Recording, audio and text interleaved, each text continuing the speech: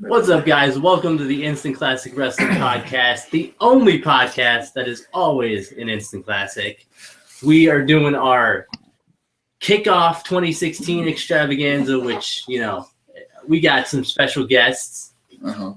We got the Exerguys. We got Mike, John, and John.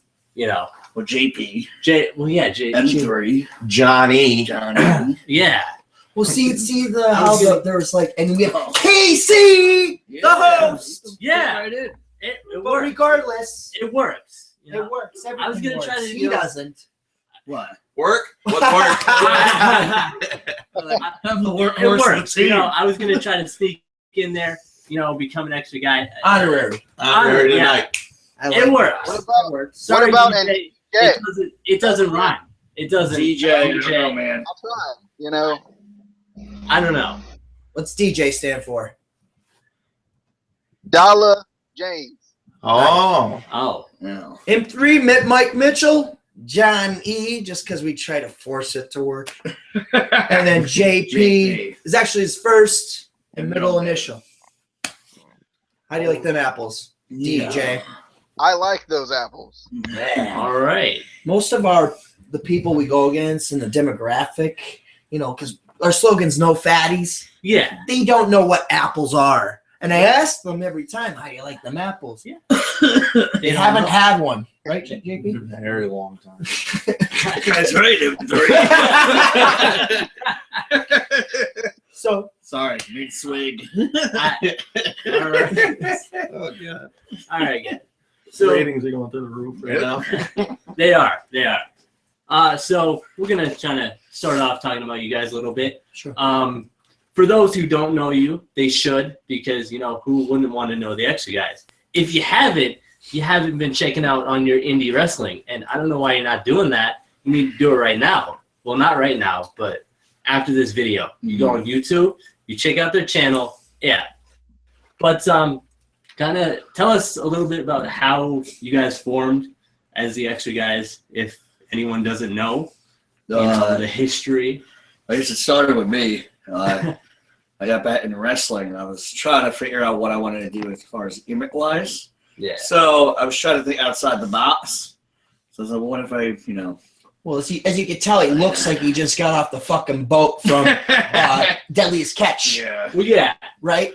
But, yeah, I wanted to think outside the box. So I want to do something different out of the norm. So I figured, why don't I act like a douchebag and wear bright neon, and, you know, say I'm a work enthusiast, all that. And it was me and a buddy of mine I grew up with, and he was managing me.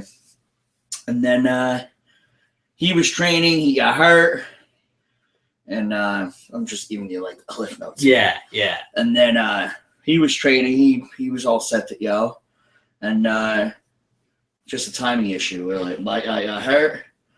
So I was like, I'm on board, and then me and him, him a tag team, and it fucking just. To elaborate on that, where I started training at Backbreakers at Scranton, and you know Zack Snyder. Yeah, I do. Yeah. Okay, so he started there, and as well as the Exerguys. Okay. They did. Yeah. They kind of went their own way. Yeah. Just kind of get off course here, because Casey and I kind of know each other. Yeah. Before here, we go back.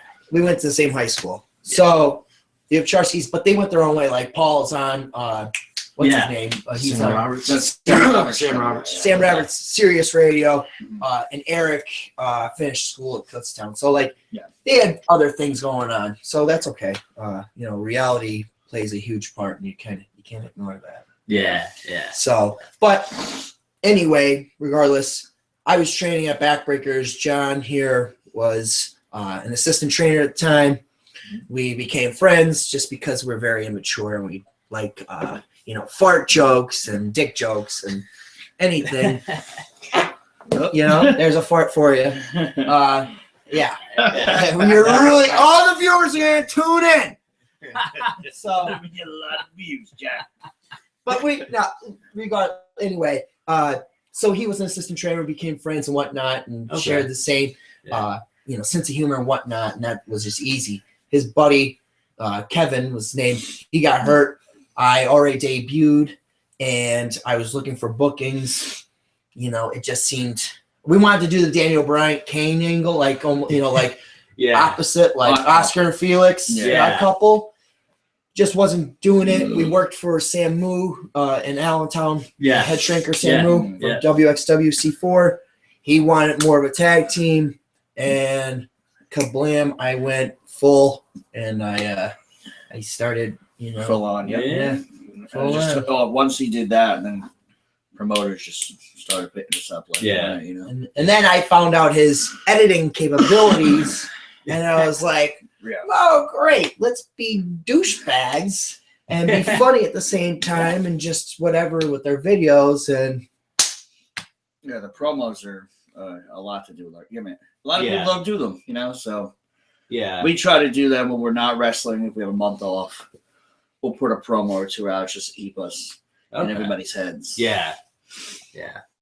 So, kind of going back, what got you guys into wrestling? First off, as fans, what was there any inspirations initially? Well, you want to answer this? You've been pretty quiet. Well, we're going to introduce him in a second. Well, I mean, all right. Well, then I'll start. In a second.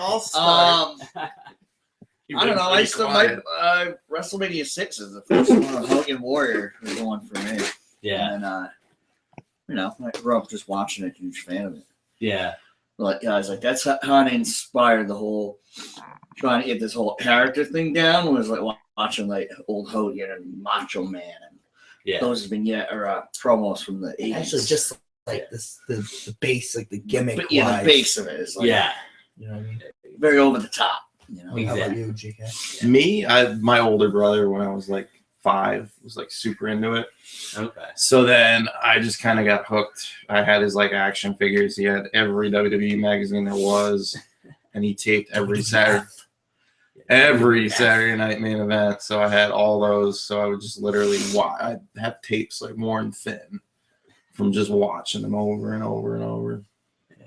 I was I always knew like Hulkamania era and everything like that. I had the Hulk Hogan figure like this. You can do the leg drop, brother. You can do the body slam. The OGN. Hillbilly Jim.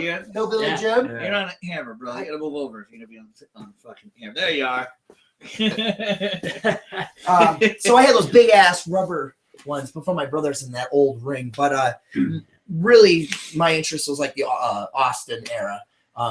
But truly, as far as who inspired me to go further and become a wrestler, was the little pretty kid, Shawn Michaels. So just from his athleticism and just how he was, it's cool to be a heel and stick it to the man. It was cool. Austin was flipping off his boss and stunning him. Yeah, obviously that was awesome. But Shawn Michaels just had that thing. Yeah, Austin was my hero. Well, you're but anyway, what I didn't say before is he started training at the same time as I did. You want me to tell? Yeah, go ahead. All right, so we have a trio now. It's not just the tag, it's the trio. We're like the modern day New Day. Wow. Or the white day. We like to say Freebird style. Freebird style. Yeah. Promoters are like, how do you do this? We're like, Freebird style. Yeah. And they look at us, and some are like dumbasses. And then the ones that know are like, oh my God, the Freebird style, and like they lose it. So we do that, but I started with him. I actually found Backbreakers. We were looking for a school, and I typed it in Google, and I found Backbreakers. We went over there. We started training together. Which is located in Scranton, Pennsylvania. Yep, indeed it you is. gotta plug it. Gotta plug it. Stop plugging it. You gotta paint the picture for these people. They don't know where the hell this goes. Backbreaker. Like Dreamer thinks it's Bone Crushers. Like you gotta spell this shit out, okay? You go to Bone Crushers. It's Backbreakers. I don't give a fuck. So then me and him started together. He came in. You had to come in like a couple months later. I don't think it was that much long after we started that he came in. Anywho, he came in. I had to take time away, so I left. He kept training. These guys got a tag team together. And then I finally came back like this past year, finished up my training, started doing independent wrestling shows on my own. And then they were looking to do something different, Just expand the product. expand like Yeah. new ideas. And I was always in their videos as like their trainee. And I'm like, well, why don't we, like, New Day was just starting to come up.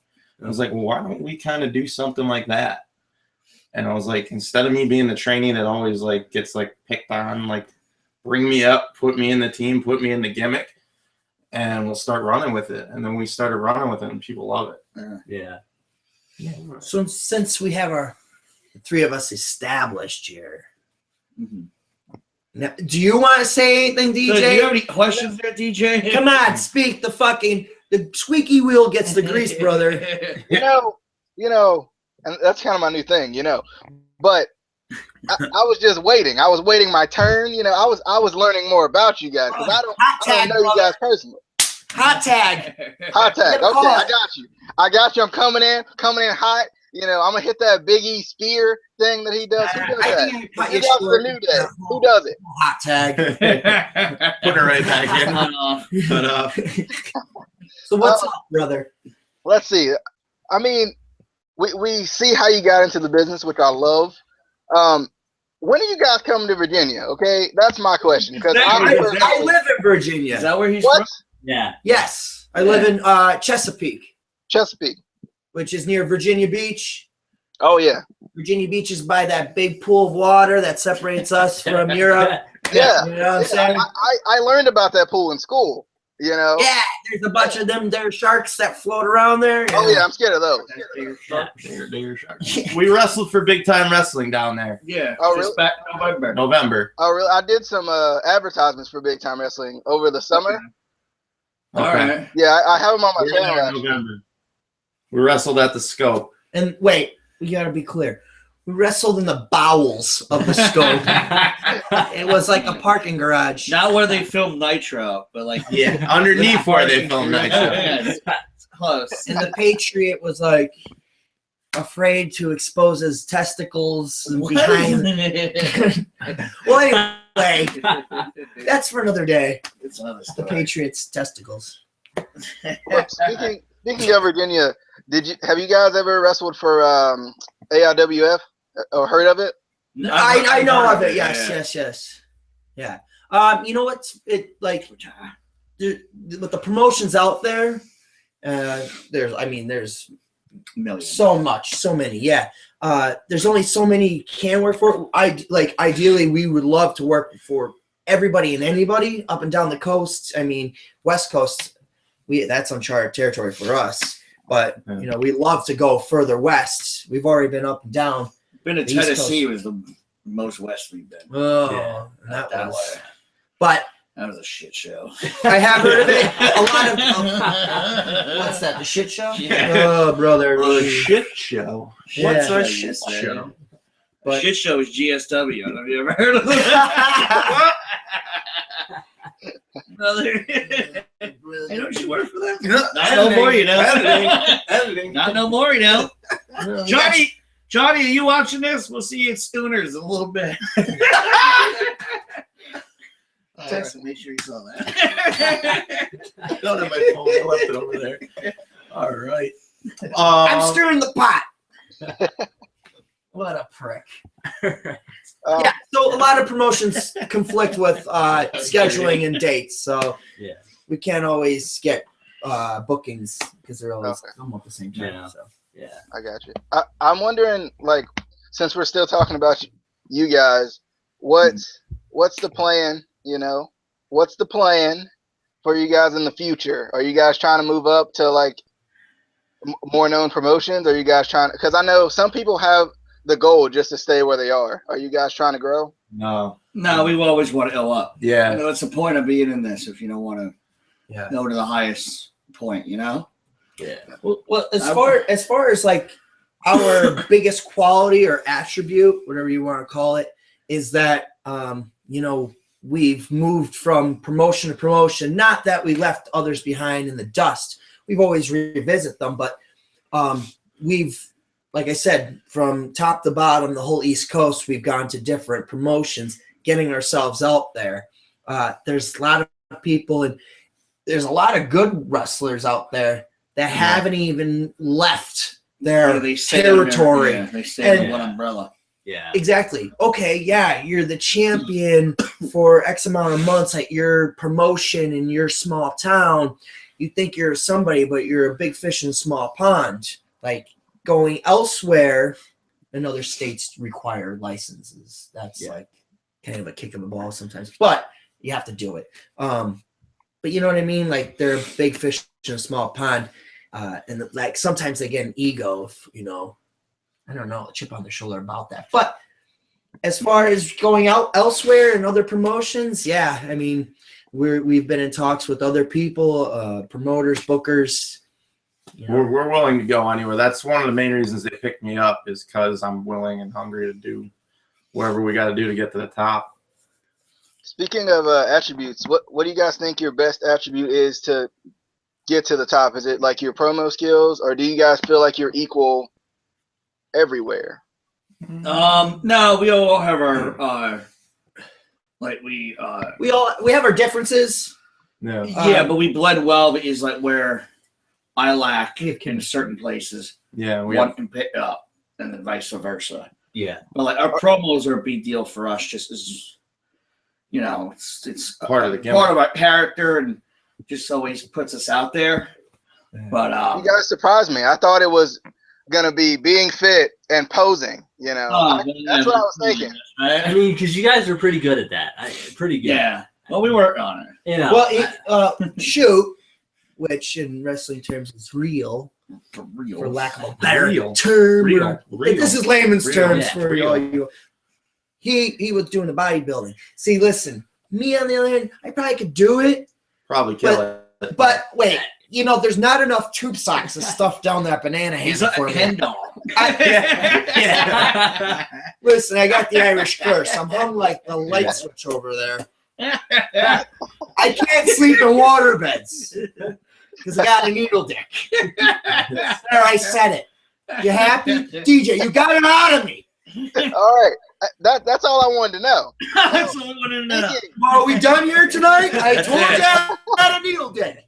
Let the world know. You know, speaking of bodybuilders, now I'm just wondering, Casey, you are not a big fan of bodybuilders going to wrestling. We've been friends for a little bit. So, how much do you hate this guy? That is the face of a company for the past 13 Triple years. H? No, I like him. John Cena? Yeah. I mean, Yeah. but he's the face of the company, like You the know- biggest company there is. I know. But Yeah, You know what, though? I could see where you're at there with that, because I was always like, again, I go back to liking Shawn Michaels.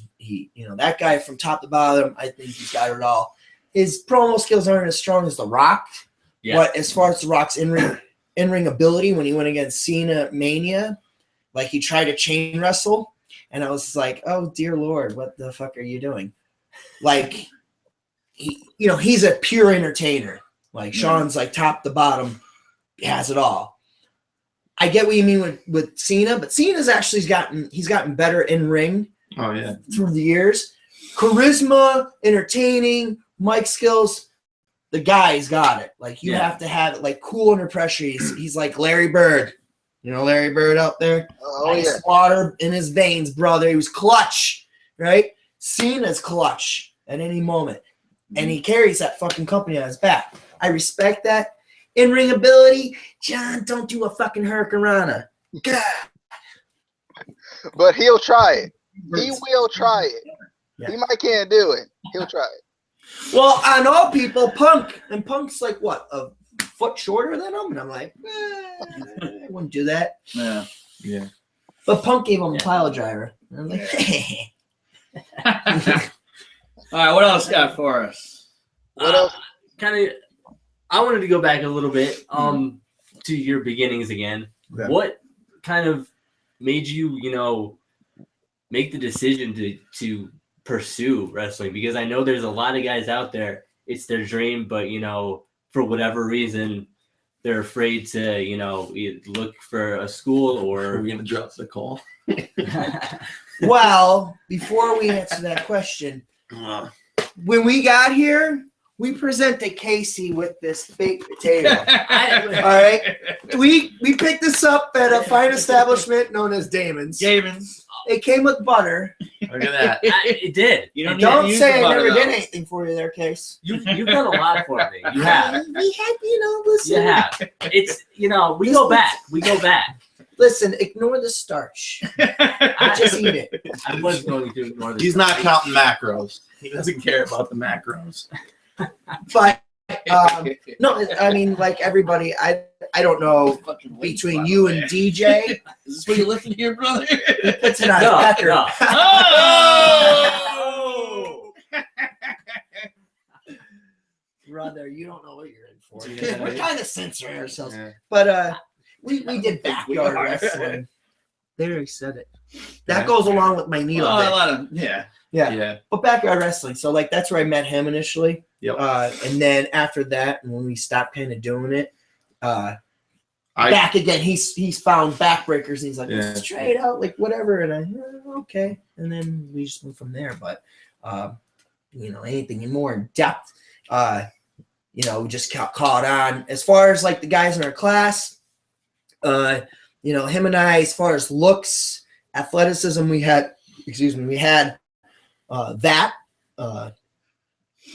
That was our advantage, and we were able to pick up things quite easily. Just because, like, our minds, I like to say our minds were into it. We're a little bit more advanced because we kind of like, we're on the edge of that. Like, we just needed an in, and just to learn it and correct it, and we thought we knew it. Oh, When you think you know it, you fucking don't know it. At all. And that's where the big fish in the little pond comes in, because they think they know it all, and then they go somewhere else. They don't. But it's a trade. You no matter what, you keep learning more and more and more. We went against the Rock and Roll Express, and they're old school. Very old. And I was like, Christ sakes. And they're like, we're just going to call it the ring, and this is how we work, and, real soft. And I'm like, I'm afraid to beat this 60-year-old up. Then he calls for a body slam, and I hit him with the body slap, and I'm like, oh my God, he hit me with the body slap. And he's like, I'm like, But besides that, like, everybody's a little bit different, but in the end, it's the same. You know what I mean? Just we thought we knew it all. Everything was corrected, running the ropes, technique, just grappling, chain wrestling, just properly doing things. You know what I mean? Yeah. So That's another thing too. Like, a lot of people say, like, oh man, I love wrestling. I want to do it.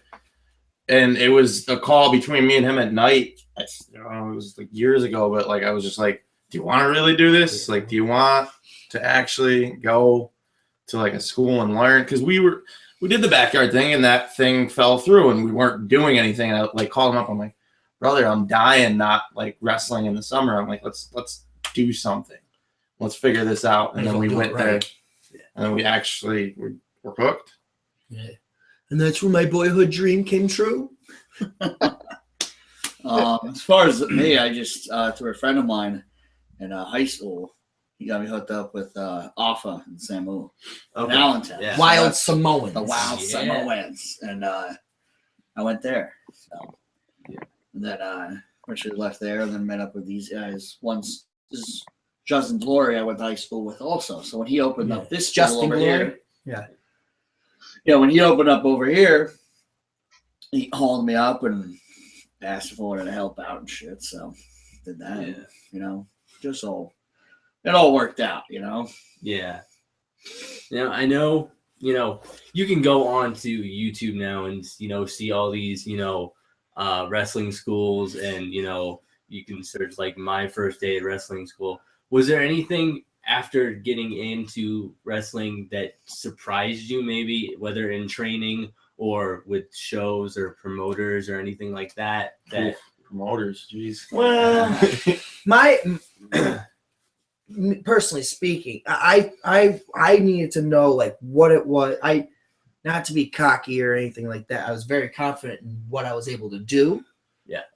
In fact, you were there. I told our head trainer, I was like, "There's nothing in that ring that I wouldn't be able to do." Yeah. I was that confident. And then he just kept repeating himself. What makes you think you can become a wrestler? You know what I mean? But I just thought that, you know, I would be able to do it, and I was just confident in myself. But, you know, I need to know where it was when I got out there, where I stood, and, like, you know, if I could break through, and, you know, how difficult was it? What was it? Cutthroat? Was the competition like harder?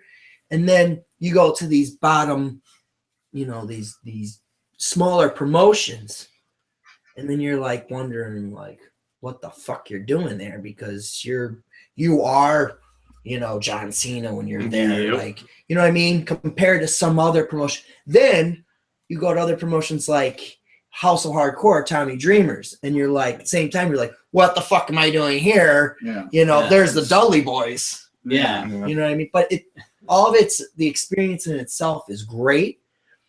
It's different wherever you go. But like for me personally, it was like, you know, where do I match up with these people? Yeah. And so far it's been pretty good. So, but how about you? He came back, so he's still kind of starting. Yeah. Like me, it was like I started with the Johnny Moran gimmick, the man Johnny Moran, and then I jumped in with these guys.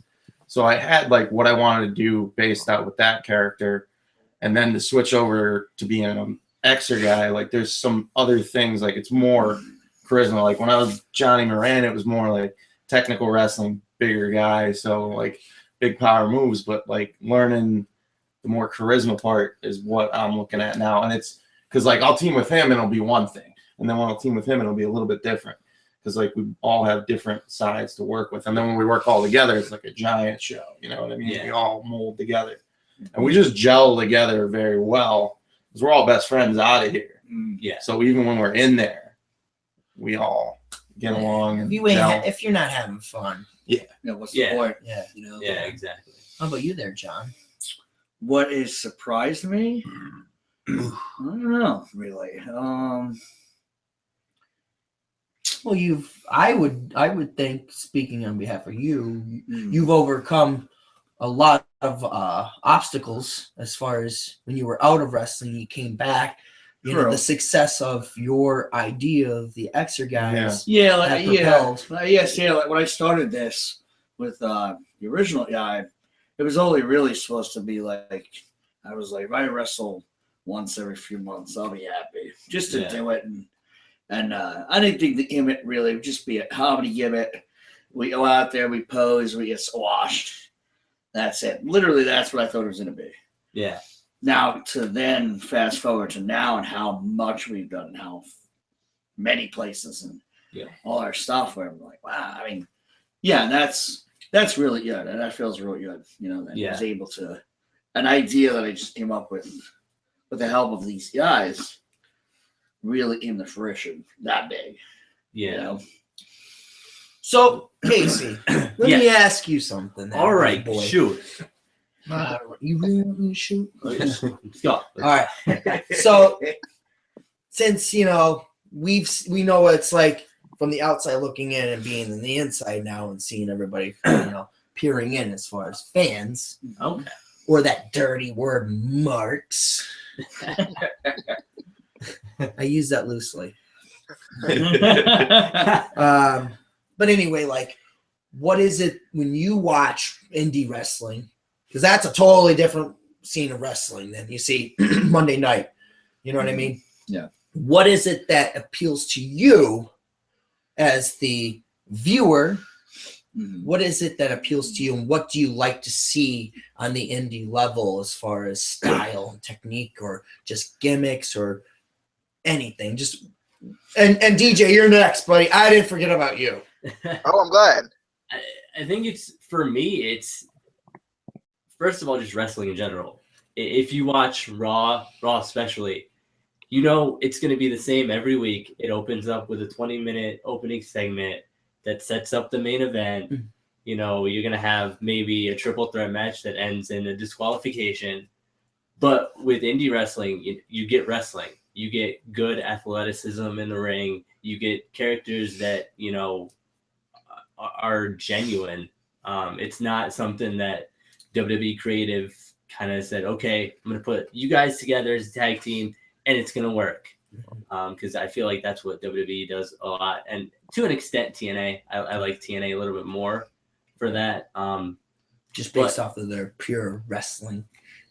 Yeah. TNA has more wrestling to it. Yeah, TNA has a lot more wrestling. They have, the promos. Obviously, you have to have promos to keep storylines going on. And you have to have storylines in wrestling or, it's not going to make sense. But I feel like, and just with the guys, you can feel the hunger.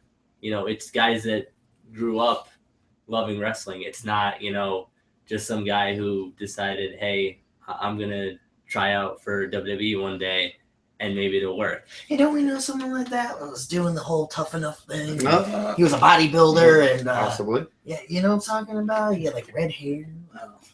Well, anyway. What about you, DJ? Me, when I look at it, it's kind of it's freedom because you get with WWE and TNA and these, like, for some reason it seems like the guys don't have as much freedom to do the moves they want to do. You see even with Ring of Honor and Lucha Underground, you see a lot of different flip moves, different like moves you don't see in WWE or they're not allowed in WWE. And I feel like too, you see it's a lot of difference. There's a lot of different people that you don't get to see all the time. You don't, like, if I go to a local indie show, I'm not going to see these guys on my TV every single week. So it's kind of refreshing to see these different guys and to see them, having a chance to kind of interview some guys during the Big Time Wrestling show. You kind of see, how hard they work. You see how much they're kind of putting into it just from that standpoint. But, I think a lot of times I see people just trying to work hard to get where they want to get, but you never really know where they're trying to get. Because I've talked to a couple of wrestlers, and it's a big difference between these guys who are legends and, are like Hall of Famers, and they're walking around like they're like, the greatest thing ever. You try to talk to them, you can't even really get a word in with them. Even at the Big Time Wrestling shows, it's kind of hard. But then with like guys who are like maybe the champion of that promotion specifically, it's a lot easier to like conversate with those guys, and you can just kind of see the differences between like guys who've been there and guys who are trying to get there. Sure. Yeah. So now you guys have been wrestling for a little while now. What was your favorite match experience that you've had? Is there any kind of big match or big opponent that you maybe were starstruck or was just a really cool experience to have? I think you'll have the best answer for this. Who, me? Yeah. Your Why first me? one. Well, I have a few. Quite a debut. Well, so I'm on what, 3 years now? Yeah. I debuted on House of Hardcore. That's Tommy Dreamer's promotion. I debuted on House of Hardcore against Big Daddy V, Viscera, Mabel. And that was like, what, from how many people? Like 2,000 people, 2,500, something like that. Beach, The Mid-Hudson Civic Center. Mid-Hudson and Poughkeepsie, New York. That's a famous arena, too, for Yeah. wrestling, for ECW and Exactly. WWE Raw. So let me tell you, this big son of a bitch, 6'8", weighed as much as a fucking Mack truck. I go out there, the lights are beaming on me, I'm sweating. I didn't have that good of a tan though, so I blended in. If you see some pictures, I might look like Casper or Sheamus. I do have a six-pack compared to Sheamus, so But anyway, so I get in there and I see this guy and he's looking right through my soul. So I decided to punch him once. Nothing happened. So I punch him a second time. That son of a bitch, nothing's going on there. Nothing's registering. So I decided to pull out the arsenal. You know what the arsenal is? The drop quick kicks. Yeah. So I hit him with one shot. The quick check. Oh, that's a gas station in New York. Drop kicks, right? I hit him with 1. I hit him with 2. I just say I hit the ropes, but that son of a bitch, he caught me. Double choke.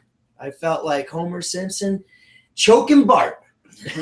He put me up, gave me a Baldo bomb, which is just, who would you, that, wouldn't D'Lo Brown do the Baldo bomb? I know you can't take one. Fuck you. But No, Albert. Was it Albert? I think Albert. So Yeah, you do Albert. a double choke, Albert. Yeah. and then you sit out Albert did like it. a power bomb.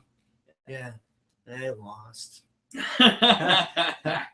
But no, honestly though, that was like the coolest thing because he was like the nicest guy, and then we were on a few other shows with him, and then he died, and then we've met Ric Flair and stuff like that, so it's cool. But how about you? You're what? How long have you been doing this stuff since you came back? Since I started wrestling actual matches last March, so not even a year yet. Okay. I've had probably the best year that you could possibly have starting out. Maybe my 3rd or 4th match. My goal was, even when I came back, as long as I could wrestle in the CYC in Scranton once, I'm good. Like, that's all I... You did, didn't you? Yeah. I sidewalk slammed this, like, some guy. We got in the paper for it. I can't remember what he looked like. All right, get on with your fucking story. Anyways, it was awesome, though, because, like, we wrestled for Big Time Wrestling, which is a huge promotion. My whole family was in the audience. My uncle that used to take me to CYC, he was there. My mom was there. My dad was Because the CYC used to host like WWF, house shows. ECW, and Well, they're famous. my- It's another big arena for them. yeah. My tag partner was Shane Douglas, which I looked up to when I was like a kid. Yeah. So that was He almost crazy. broke my neck. Yeah, it happens. Also, I had my first WWE tryout this year, back in October. That was an incredible experience.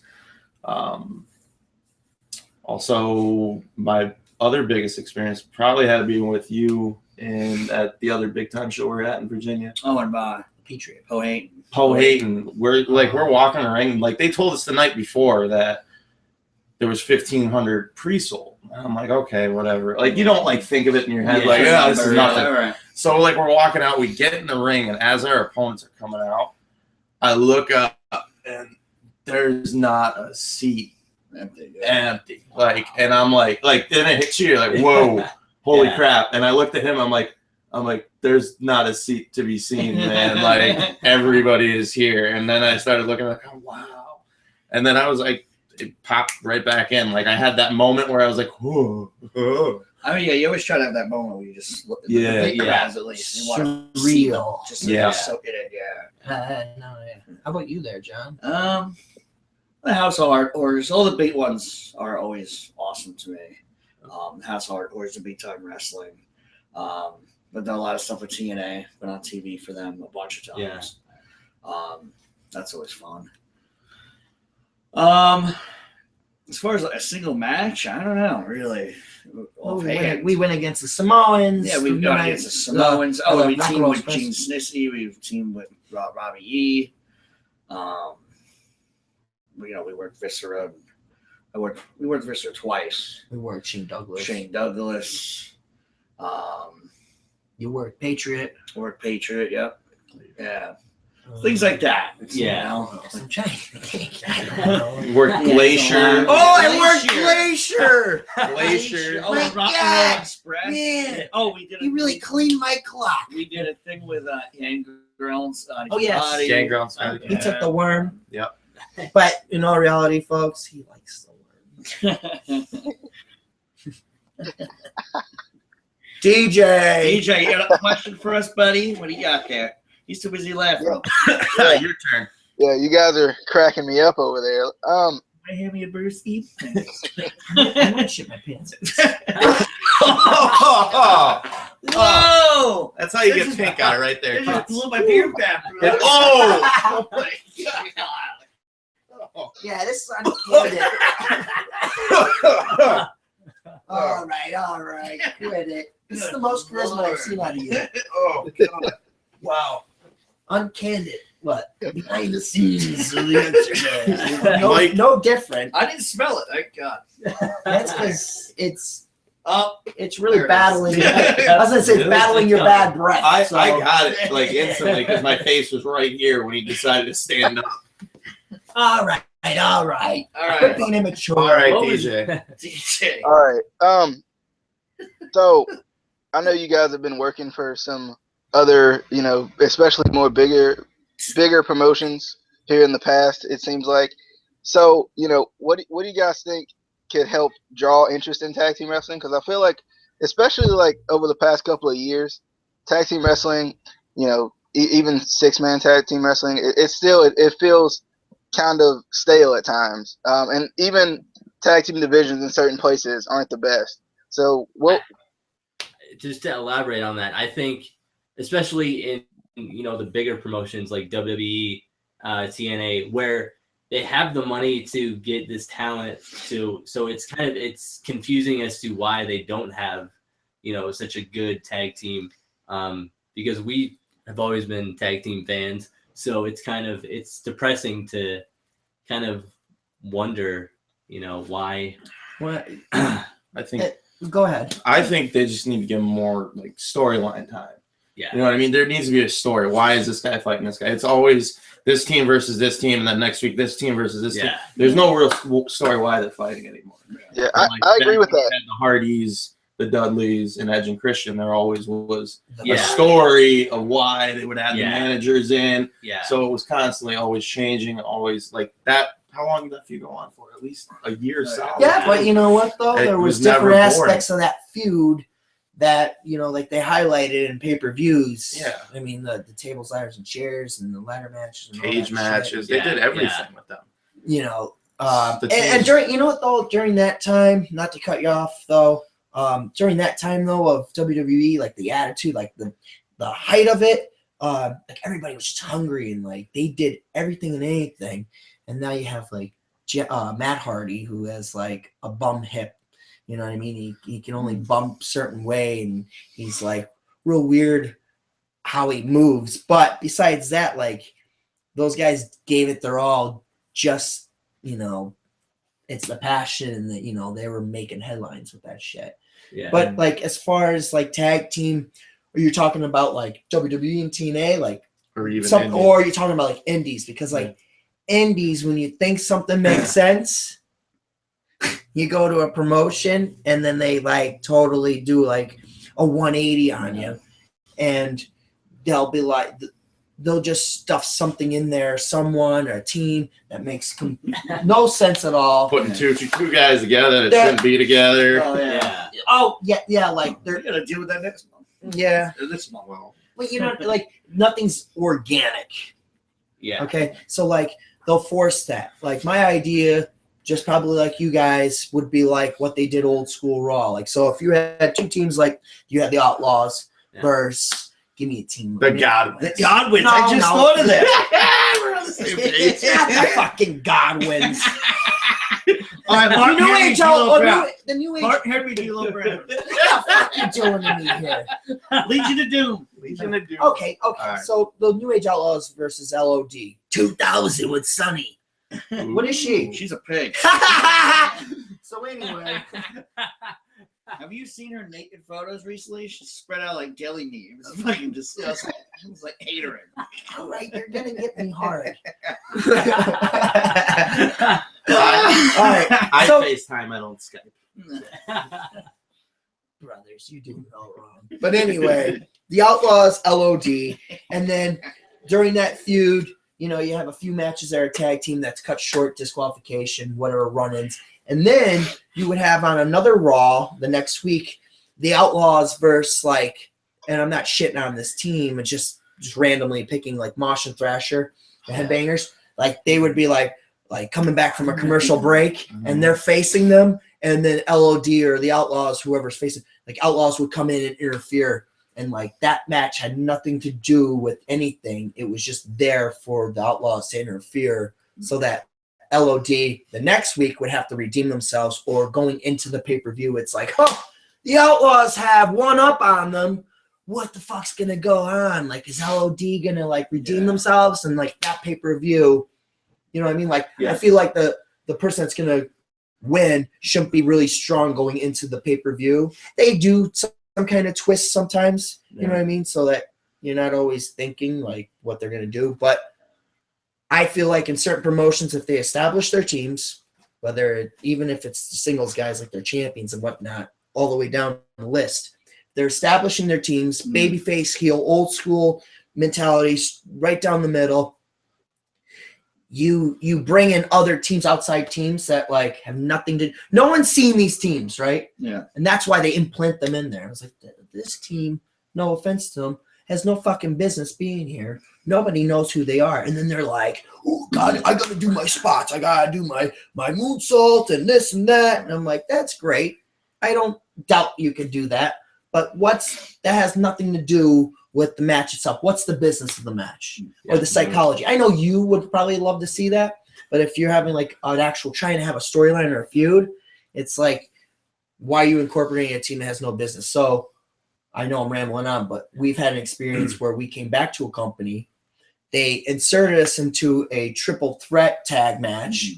So we're like, hey, less is more. The whole time, we're going to avoid tagging in, and we're just going to have a workout session on the outside to reestablish our team. Yeah. And the whole time, like, we're not going to do anything. And then the teams that were in the ring would acknowledge that over time.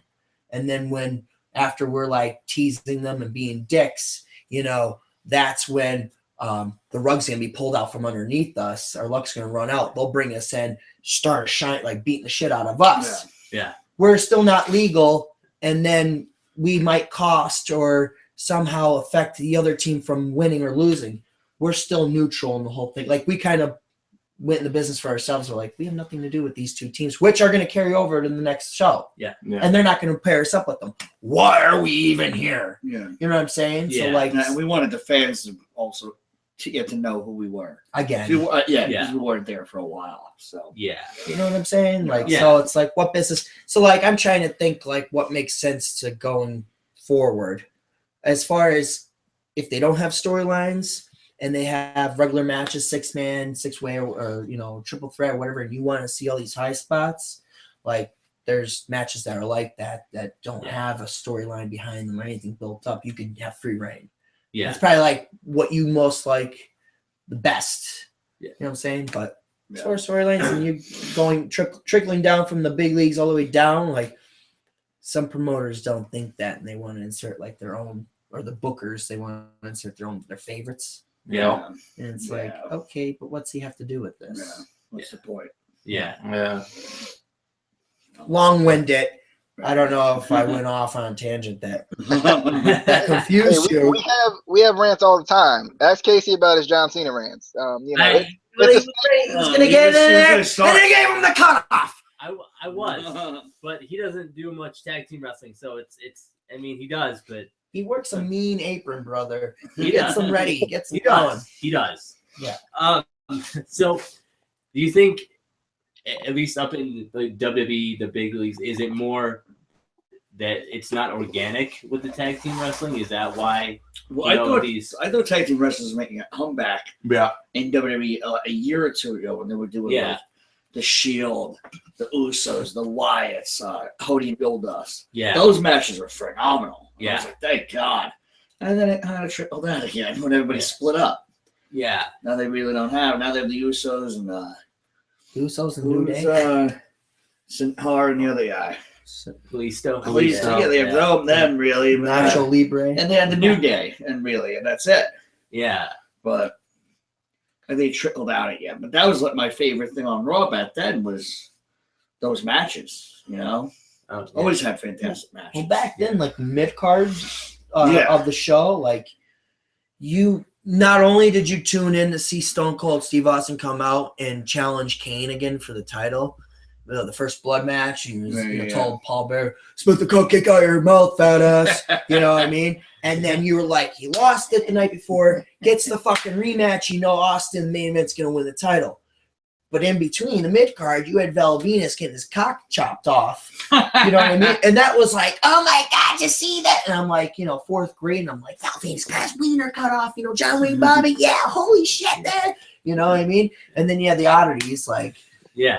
who the fuck are they? But I still loved it. It was like the oddities are retarded. They're going against Job Squad. And then you had each member of the nation having a feud with someone like Owen and Ken Shamrock in the Lions Den match at SummerSlam 98, Highway to Hell. Yep. My favorite pay-per-view. Yeah. And Dan the Beast Severin and who else? The Lethal Weapon. Oh, Steve Blackman. Steve Blackman, they were managers, you Yeah. know. But like I can go on and on and on. But like those mid-card, like X-Pac versus Double J, Jeff Jarrett, the hair match. Yeah. Then Double J reinvented himself with Deborah McMichael, slap notes. No. But I actually like that gimmick so much better. Too bad he went to The slap nuts WCW. one? Yeah. Yeah, he had everybody with them. But I think like with tag team wrestling though, for a few years, it was outshining the main event that WWE had. You mean back then or how recent? No, recently, the more recent when I thought tag team wrestling was coming back. Well, they had. Like this shit with the Shield and the Wyatts and all them. I think that was outshining the. Did they have correct me if I'm main- wrong, did they have a few main event matches that were the tag, or am I I wrong? think so. So like that was like old school, like Yeah. like when the Rockers were like main event. Yeah. That was and like like the Hart Foundation. you had all these Yeah. like hot, like these high spots, which obviously it's gonna be quick, athletic, all this bullshit back and forth, blah blah blah blah blah, which get the crowd into it more. Yeah. More the athleticism. Yeah. No. New Day. New Day now. I mean, look at them. Yeah. Yeah. You know what I mean? Well, They're one of the hottest things on that show. Yeah, they are. And they're I'm gonna go tag take a leak. Wait a minute. Wait a minute. Casey What? said that the New Day was the biggest disappointment. Who? As far as becoming baby faces, right? Casey said that they were the biggest disappointment in 2015. Really? Are you trying to cause trouble, you instigator? How could you even say that? They did a 20-minute promo that was captivating. Yeah. If they book them right, I just don't like when they But they're just kind of letting them do their own thing. Yeah, I know. Like they're literally going out there and doing I like their that, thing. but I would rather see Kofi and Xavier Woods in a tag team because I feel like they work better together. Oh yeah, but BE's Then- amazing. He's hilarious. I feel like he's the power guy. Yeah. He should be, Yeah, but they do. I like the whole. I always like the Freebird rule when they switched out. Shield Yeah. did it. They did it. The Wyatts did it. Well, the Wyatts didn't do it, but Shield did it. These guys did it. yeah. It works. Any questions? Because we're trying to get you in on this too. Oh yeah. Let's see. Where'd you guys come up with your skit material? I was watching some of your stuff today. The promos. Yeah. Yeah. Well, honestly, we usually just sit at a bar, get drunk, and then figure these out. Sometimes. Not all. Mostly. Kind of like now, like we're just bullshit. What would again? I go back to what's the point? What's the business of this? You know what I mean? So I'm like, we collaborate. We're like, all right, well, we need to do a promo for this or this and that. And if we have nothing going on or no ideas, we're like, hey, let's just maybe do like a ripoff or a spoof or do something of our own that still brings our character to life of the the fitness freaks or the being the gym gurus that we are. We like just have fun.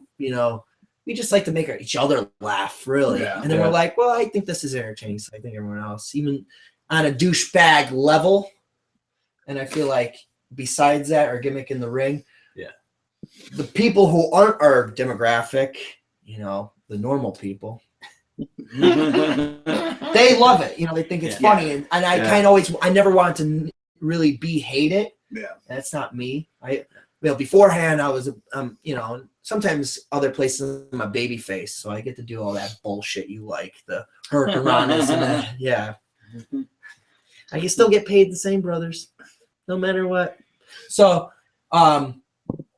we just like to have fun. And where was I going with this? Promos. Where they came from. Oh, but the people, I never wanted to be hated. So like the people you would be like, oh, that's great, I love your idea. And then the fat people, they want to like rip our heads off. It's funny. Yeah. It's great. Yeah. And then I tell them that, I got more than what their husbands can offer them, but I wouldn't touch them with the 10-foot pole like the Grinch, something like that. I don't know half the bullshit that comes out of my mouth. Yeah, but you just gave that up on the podcast. You're not gonna be able to use that line. Brother, you think I'm a simple fucking guy? I'm a one-track mind. I know you work at it. I know you. Hey, listen, off the record, that pressure of your flush in there is weak because you freckled the ball. Man, he laid a bomb in there before. Well, I know I'm turning you into a heel, but it's great. Hey, it's okay to be a heel. Racing stripes. No. What was the poop thing with the knuckles? Oh. This is a great line. Use this whenever you can. My grandfather. I don't know. Say it. I told a promoter to rub his knuckles in puppy shit. For all I care, go rub your knuckles in puppy shit. Yeah, love that. No, Why would you? Would it be like grainy? You ever see puppy shit? It would be Like weird, mustard. like warm Mustard. grain. You know what? I just like just look away and just fist your mashed potatoes. We got a potato over here if you want to. Yeah, we can try this out. Speaking of which, open that son bitch up. Let's see this thing. Show the viewers. Oh, there it is. Can you see that, DJ? Can you see that? Lift it up a little more. It's a potato. It's a potato. It's a real potato. If you've seen a potato before, yeah, but that's a special See one potato, you see them all. Looks like a blue waffle. But anywho, back to the promos. Sometimes my comments aren't taken very well. How was your New Year's Eve? It was good. I was getting ready for the show. Yeah. Nice. What's your preparation like? Watching promos. Oh, you gotta sit through our stuff. There was some sitting through stuff, and then I would hit another link, and it would take me to. Well, that's ended funny up on because he did the YouPorn, same didn't thing, you? and then he ended up on YouPorn. Well, He had an itch. He scratched. He rubbed it a certain way. He's like, I can't believe it. I made sure I stayed on YouTube. You got to make sure you stay on YouTube. I don't like YouPorn. I mean, because it's like once you click on the video, it just goes. Like, there's no, you can't. we're not get sponsored by ready for YouPorn, it. clearly. I have to prepare myself. Shit's free anyways. All right. Anyway, DJ, what do you got for us? What do I got for you? I don't know. Do you guys want to take the Exerguys, I guess, character gimmick to mainstream? Like, take it to, like, if you guys went to TNA together, would you take it with you, or would you want to? If they want It's up to them, though. It's not our call. Like, if we went in there, they'd be like, just strip us of it and Yeah. something else. Could be a different It's name. yeah. Completely different. I mean, they could keep the idea that and then just give us new names and shit and all that. Change our look up a little bit, but you pretty much have to do what they tell you. You Yeah. have to be open-minded. Again, like you have to be willing to do one or the other. Try not to be one-track mind or one-dimensional. yeah, You know what I mean? And open-minded. Yeah, that's where like the most success comes in. They see what you're capable of, and they're like, "Oh, we're gonna make you a fucking plumber," yeah. and you have to run with that. Like, that monkey wrench, brother. Yeah.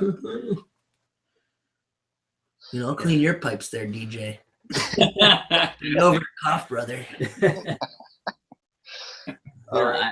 I know you've worked with some, bigger promotions. I know TNA, you've done some stuff with. So have I. Him too.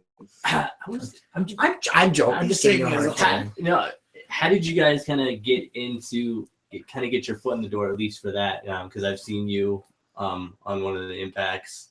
I went to one of their shows, and a buddy of mine down south in Florida knew the head of setup and production.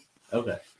So when I went there, I introduced myself. It was just as easy as introduce myself, swap numbers and everything, and then I kept in touch with them. And now every time they're up here, like next week, they call me up, and I go down and work for them for their loop. Yeah. or whatever, you know. No. Then if they need somebody on, I looked out his Dreamer was agenting them for a while.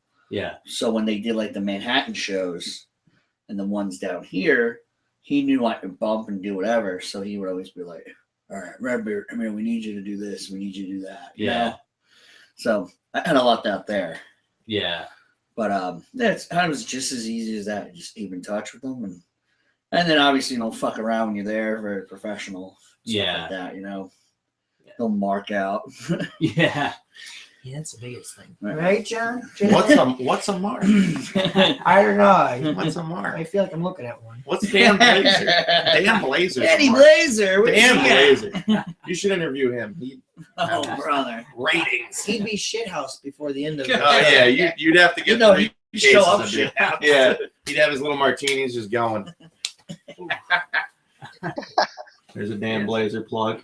Yeah. Yeah, there you go, you fucking ball. World class Blaze Daniels. Check him out. He's the shits. So, Yeah. but yeah. I wish it was, but it was as easy as that for me. Yeah. At least, you know. And then WWE wants a stool sample. And then WWE, it was Yeah. I'm just joking, Vinnie Mac.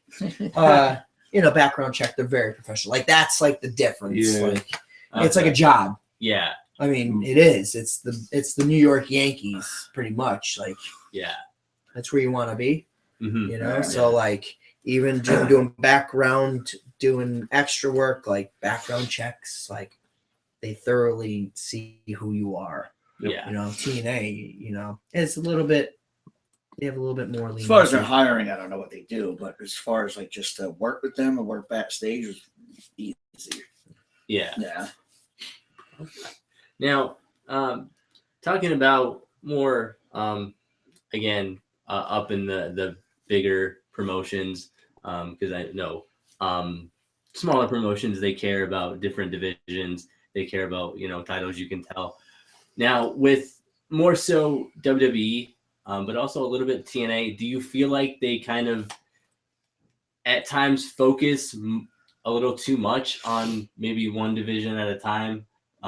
Like with WWE, I feel like they will focus on the world heavyweight title picture way too much, and it's almost like you almost forget about the tag team titles or the intercontinental division. Do you guys kind of agree with that? For a while there, they didn't really tag team titles and the intercontinental title didn't mean anything.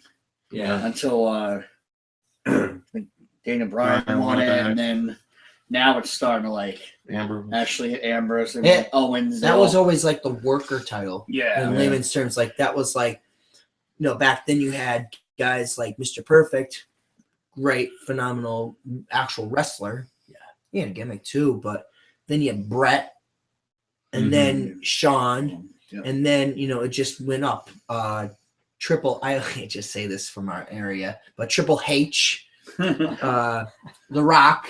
You know what I mean? Like guys like that, and it just kept going I up. forgot the Mountie. Ooh. Who? The Mountie. Remember when Jimmy Hart's like, I wrote that song, I'm a Mountie. Like whatever, Jimmy. Yeah. All right. Yeah. But yeah, then it kind of just faded out around, years and years ago, and then now it's starting to like, and the tag titles too. Yeah. Starting to mean more now, Yeah. Remember the 2-man power trip had them? That was a bunch of bullshit. Oh yeah. Fucking Austin sold out. Some bitch. Triple H. Her Harry.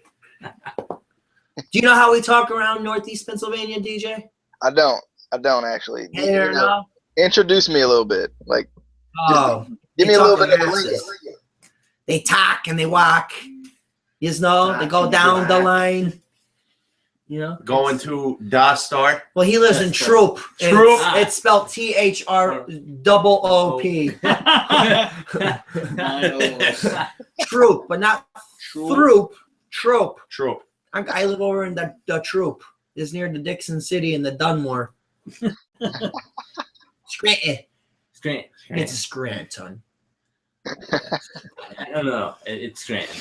I feel like I've never said Scranton. I don't know. I say Well, Scranton. I like to when make it you sound go like out that. of here, you have to. Like when we go to other Yeah. states and stuff, and they're like, Scranton, I like Scranton, the Poconos. the Poconos. You know, 2 hours from You know Philly. where that sniper was hiding out in the woods up in Pennsylvania after That he was- shot? That was actually about 15 minutes from my house. Yeah. Yeah. It was supposed to be aimed towards him. Weird. Never happened. I think Yeah. I think I got one more question for. Actually, I got 2 more questions. All My right. first question. Yell us with any First kind. question. I don't know your time limit. Oh, I mean, it's whenever we can go Yeah. for at least 8 hours. Oh. So first off, prove to Casey that the light heavyweight championship is much greater than the cruiserweight title.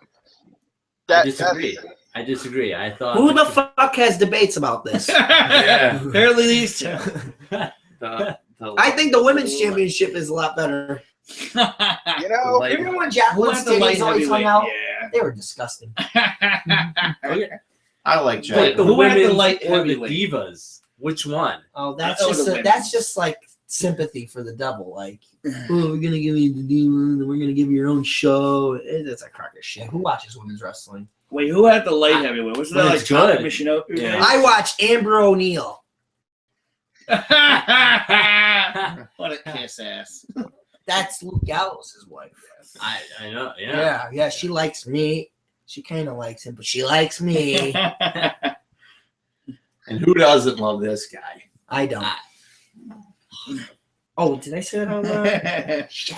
DJ, you're supposed to cover for me. All right, what's the other questions? Yeah. all right. So So we can fight about that one all night long. Oh. where can I find you guys in 2016? Are you please? Well, I don't know. It's 2016 now, and we're Yeah, here. we're right here. Okay. You know, after this show, you know, where am I gonna watch the Exerguys? You're so fucking concerned with their schedule. I love our schedule. Next week it'll be me and M3 at Old Time Wrestling. It'll be our debut there. That's in Yeah. South Jersey. Yes. And then we will travel right over to the Monster Factory, and we are going to come home with that Monster Factory cup because I cleaned some room It's in my trophy case for That's it. right. It's the tag team tournament, you know, and you know. And we're taking it home, fellas. I don't look so fucking puzzled. Yeah. You know we're taking the damn and then cup. and then And after what's that, after that? Then after that is PPW yeah, in Hazleton. It's me and M3 here wrestling. What the hell is their tag team name? Cinemark? no. The It's cinema listen. something? Well, it's Keita Murray. Yeah, fuck you. I'm plugging you. All that Keita Murray, Yeah, and Steve Shields. Cinema Steve Shields. Okay, he's so they shit, forced so. them together. No, they're very good workers. All right, we like them. I hate Right. Stevie. He's got a great tan. Yeah. But they put those two together, and they're the number one contenders. That's wishful thinking because we're gonna beat the shit out of them, Yeah. and we're gonna keep our coveted tag team championships. Yep. And that's all I got to say about that. After PPW, where do we go from there, Johnny? We don't have next month. I don't think, do we? Yeah. What the fuck, brother? Oh my God, I'll show you. Yes. Did you hear that? That was really NEP. I'll show you. I'll show you guys. That was Yes. yeah. I'll show you, motherfucker. Ta-da. Ta-da. I'm going to store for groceries. February we have brother. PTW with one CW supposedly in Delaware. I gotta talk to the guy. And then GXW, which is in Richmond there, DJ. A possible booking for me. I don't know for these schmucks. Yeah. PPW is across the board until You gotta go there with the tag team champs. till July or till Not May. go. I'm sorry. Why did I say July? Till May. Then there's some GXW, which is in Richmond, Virginia. Some notable people like Magnus from TNA, Mickey James, Earl Hebner, they all have something to do with it. So far, not a bad little promotion. But other than that, there might be some Things pop surprises. up here and there. Yeah, you know? just you got to keep up with us on our Facebook page.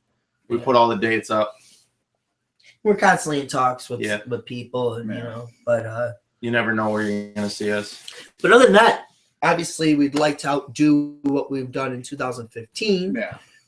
You know, what we planned in 2012 was achieved in 2013, and what we you know, so on and so forth. It's just kind of it's building. Hopefully, it's for the better. You never know. There's always surprises. It's indie wrestling. You know, we're independently contracted, so we can be here for a hot minute, or we can be somewhere else for longer. You know, a little bit more long term. Yeah. What are you drinking there? Water. What are you drinking? It's Yeah. water. Water. All right. Water. Water. But where are you located in Virginia? You fucking holding out on me. You didn't tell me. Yeah, I'm from Martinsville. We got a racetrack. We got a racetrack. The number 2 racetrack in the country. Yeah, well, we got Pocono Downs here, son. Up near the Topihanna. Number 2 though. That's all I'm saying. Number 2 in the Yeah, but that's country. still number 2. Casey took number 2 and left his marks in the bowl. I had to leave my, you know. You left your mark. What do we got here? The visitors? No, We're easily Nothing distracted. it's okay. Did you have any more questions before we? Well, you can ask us more. What do you want to know? What do you want to know? We're an open book, brother. That's all I could think of. That's all he's Yeah. got right now. What did we? Let's go over that. Let's bring it back here. What did we talk about so far? Us. we did talk about We you. talked about obviously tag team wrestling. We yes. talked. How we Our origins. broke into the business. We did. Yeah. We talked about a lot of stuff. Now, I know we talked a little bit about, you know, your goals. You know, you guys obviously want to, you know, make it up to the big time. Is there? I know with working with TNA, would you like to kind of, if you had the chance, work with TNA over maybe places like Ring of Honor or WWE? They have TV. Well, Ring of Honor does. It's on Yeah, It's on my both on upstairs. Yeah, Yeah, we just got it this year. yeah. We Our buddy Ben Ortiz. Yeah, we're plugging you, fuck. He's in the he's top prospects. Top prospect. tournament. Yeah. great guy. he's all right. He almost killed me. He tried to Here it comes. He's gonna kill you for this. yeah, you fucking asshole. He gave Ben, me, I told him not to tell his story. He gave me a buckle bomb, and he damn near threw me out of the fucking ring. He did throw it. Oh. Oh, I'm sorry, he did throw me out of the ring. But my Almost on his head. cat like reflexes, yeah. He dropped like a sack of shit. It was like, oh my god. But Whatever. yeah, I don't know. I mean, TNA seems. I've never been to an ROH at all. Okay. TNA's very laid back, so Okay. locker room's Yeah. laid back. Everybody's very cool down to earth. They have You know what I mean? And I'd be more comfortable being there just because I worked there for so Yeah. many times, so I know everybody. So it'd be more an easier adjustment knowing there. Yeah. Yeah. For me personally. what do you technically watch? I watch a lot more of things like Ring of Honor. I watch when I can things like PWG. I'll go on. I'll watch PPW. Any indie promotions I can get. PWG is the one in California, right? Yes. Yeah. You know, a lot of indie stuff. I watch Raw and SmackDown, but like we talked about, it's the same thing every week, and it kind of, you know, there's some good matches, but I watch a lot of NXT. That's kind of been one of my favorite things from the WWE aspect of things. But you know, I try to keep more to the. Is that you? Me. No, it was definitely. Don't break Was it strike. me? No. Oh, I saw Yeah. that. But actually, keeping with that, what is your guys' thoughts on? I know a lot of promotions have their own kind of developmental. Do you like that? Do you think it's kind of in a way skipping the line? Because I know a lot of guys rather work up through the indies rather than going to You mean as far as like WWE like developing their own guys? or guys going for a Like track. guys off the street you're talking about, or Yeah, guys, yeah, like guys who didn't work up through the indies. yeah. Right. yeah. Everybody gets there a different way. Yeah, you can't really hate on them for it. Yeah. They did it. They battle it to. Well, they were got, chosen for a Brock Lesnar. purpose. Brock Yeah. Lesnar had worked indies and he shot up right there. And he was Yeah. a monster. Yeah. Sometimes you deserve it, and sometimes Yeah. you can hate on him for it. Yeah. Just didn't If have you had a the better same way. opportunity, would you turn it down? Yeah, You know what I mean? The Would you way- say no? I don't want to take the WWE contract. I want to do go the back. 5 or 6 years in the indies, and then Well, I don't know. I mean, I feel like at the same time, at least from watching it, you're not guaranteed that even if you're contracted with WWE, you're not guaranteed that you're gonna, get matches. Right. well, yeah, You got to earn it. Which kind of So earn it and sucks. character. Yeah, Working so hard and then not being able to. that's just how it is. Yeah. It's a business. Yeah. They don't see if they Triple H and Vince and them don't see they can make money from you, then you're not gonna stay there Yeah. long. Yeah. Now, speaking of kind of Vince, and because we've had discussions, Vince and Triple H, obviously, one day Triple H is gonna take over WWE. Mhm. Are you guys, as still as fans, waiting for that? Just because I think, we'll get more wrestling. I think, Yeah, Vince you is. never know. I love Vince. He built what got me into my love of wrestling. Mhm. But I think he's kind of still stuck in his old ways of always the huge guy and not. And I think since Triple H has started NXT, you're seeing more of the guys that worked up. You're seeing the Sami Zayns, the Kevin Owens, that they're finally getting their chance in WWE. Would you guys are you guys excited to finally see him someday as or do you kind of want to keep Vince just as growing up with him, kind of a nostalgia thing?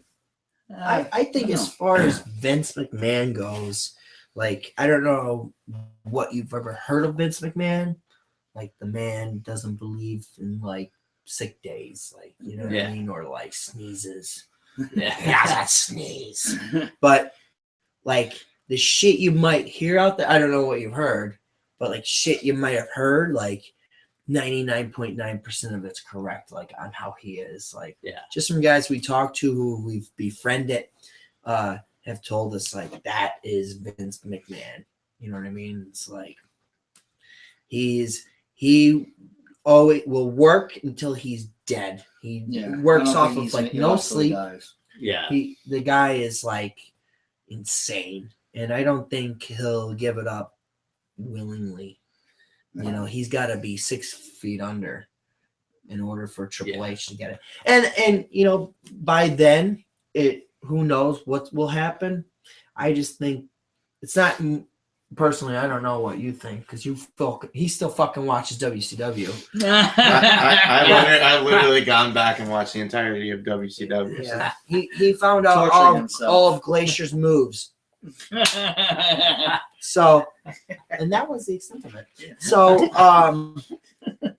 it's not the excitement factor for me there, DJ. I got you back in, brother.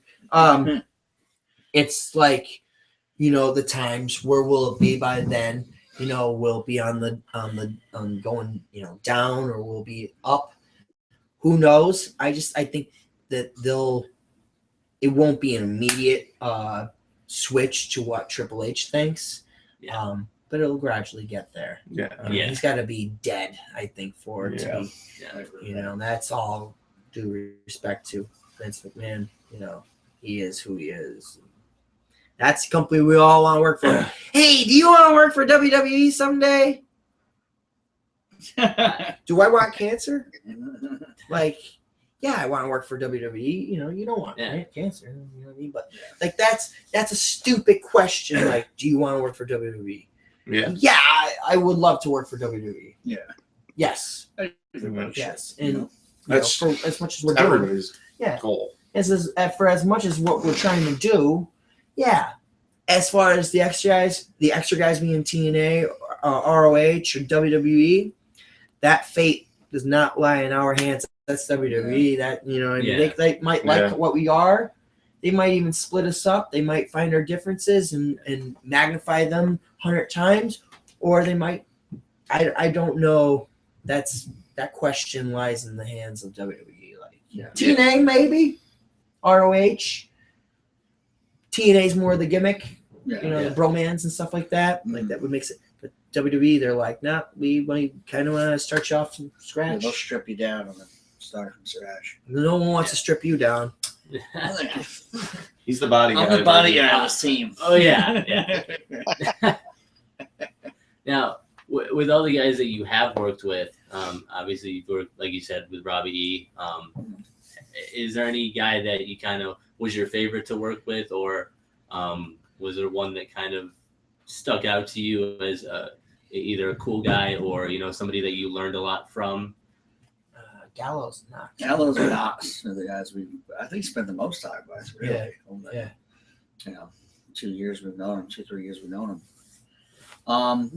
Like Gallows, Knox, they're just they're just books of information. Okay. Yeah. And, like Knox is very underrated. So smart. Yeah. So listening to him talk, we just spent 3 days with him, 4 days with him. We're down in Georgia and North Carolina for Wrestle America. Yeah, we did that. And they were just, and they're very open and very cool questions and us talking to them. And we'll have them watch our matches and they'll critique it. Yeah. That's a big thing too. Like a lot of the guys, you ask them backstage, like, "Hey, can you watch our match?" A lot of them will. We wrestled for the CYC, and Mr. Anderson was backstage, and he watched our match. And then immediately when we came back, pulled us aside and was like, "This is what I like. This is what I didn't like. Yeah. This is what you should do." Stuff like that. He's another one, a very awesome guy. Yeah. Anderson. Psychology, guys. Psychology. Yeah. Can you call bullshit? If you can call bullshit, then something's got to change. Dreamer also, and listen to Dreamer talk all night. Yeah. Like we go to his school and stuff. He'll just stop training, just talk, just give you knowledge. Yeah. And just like allude, Yeah. Very smart.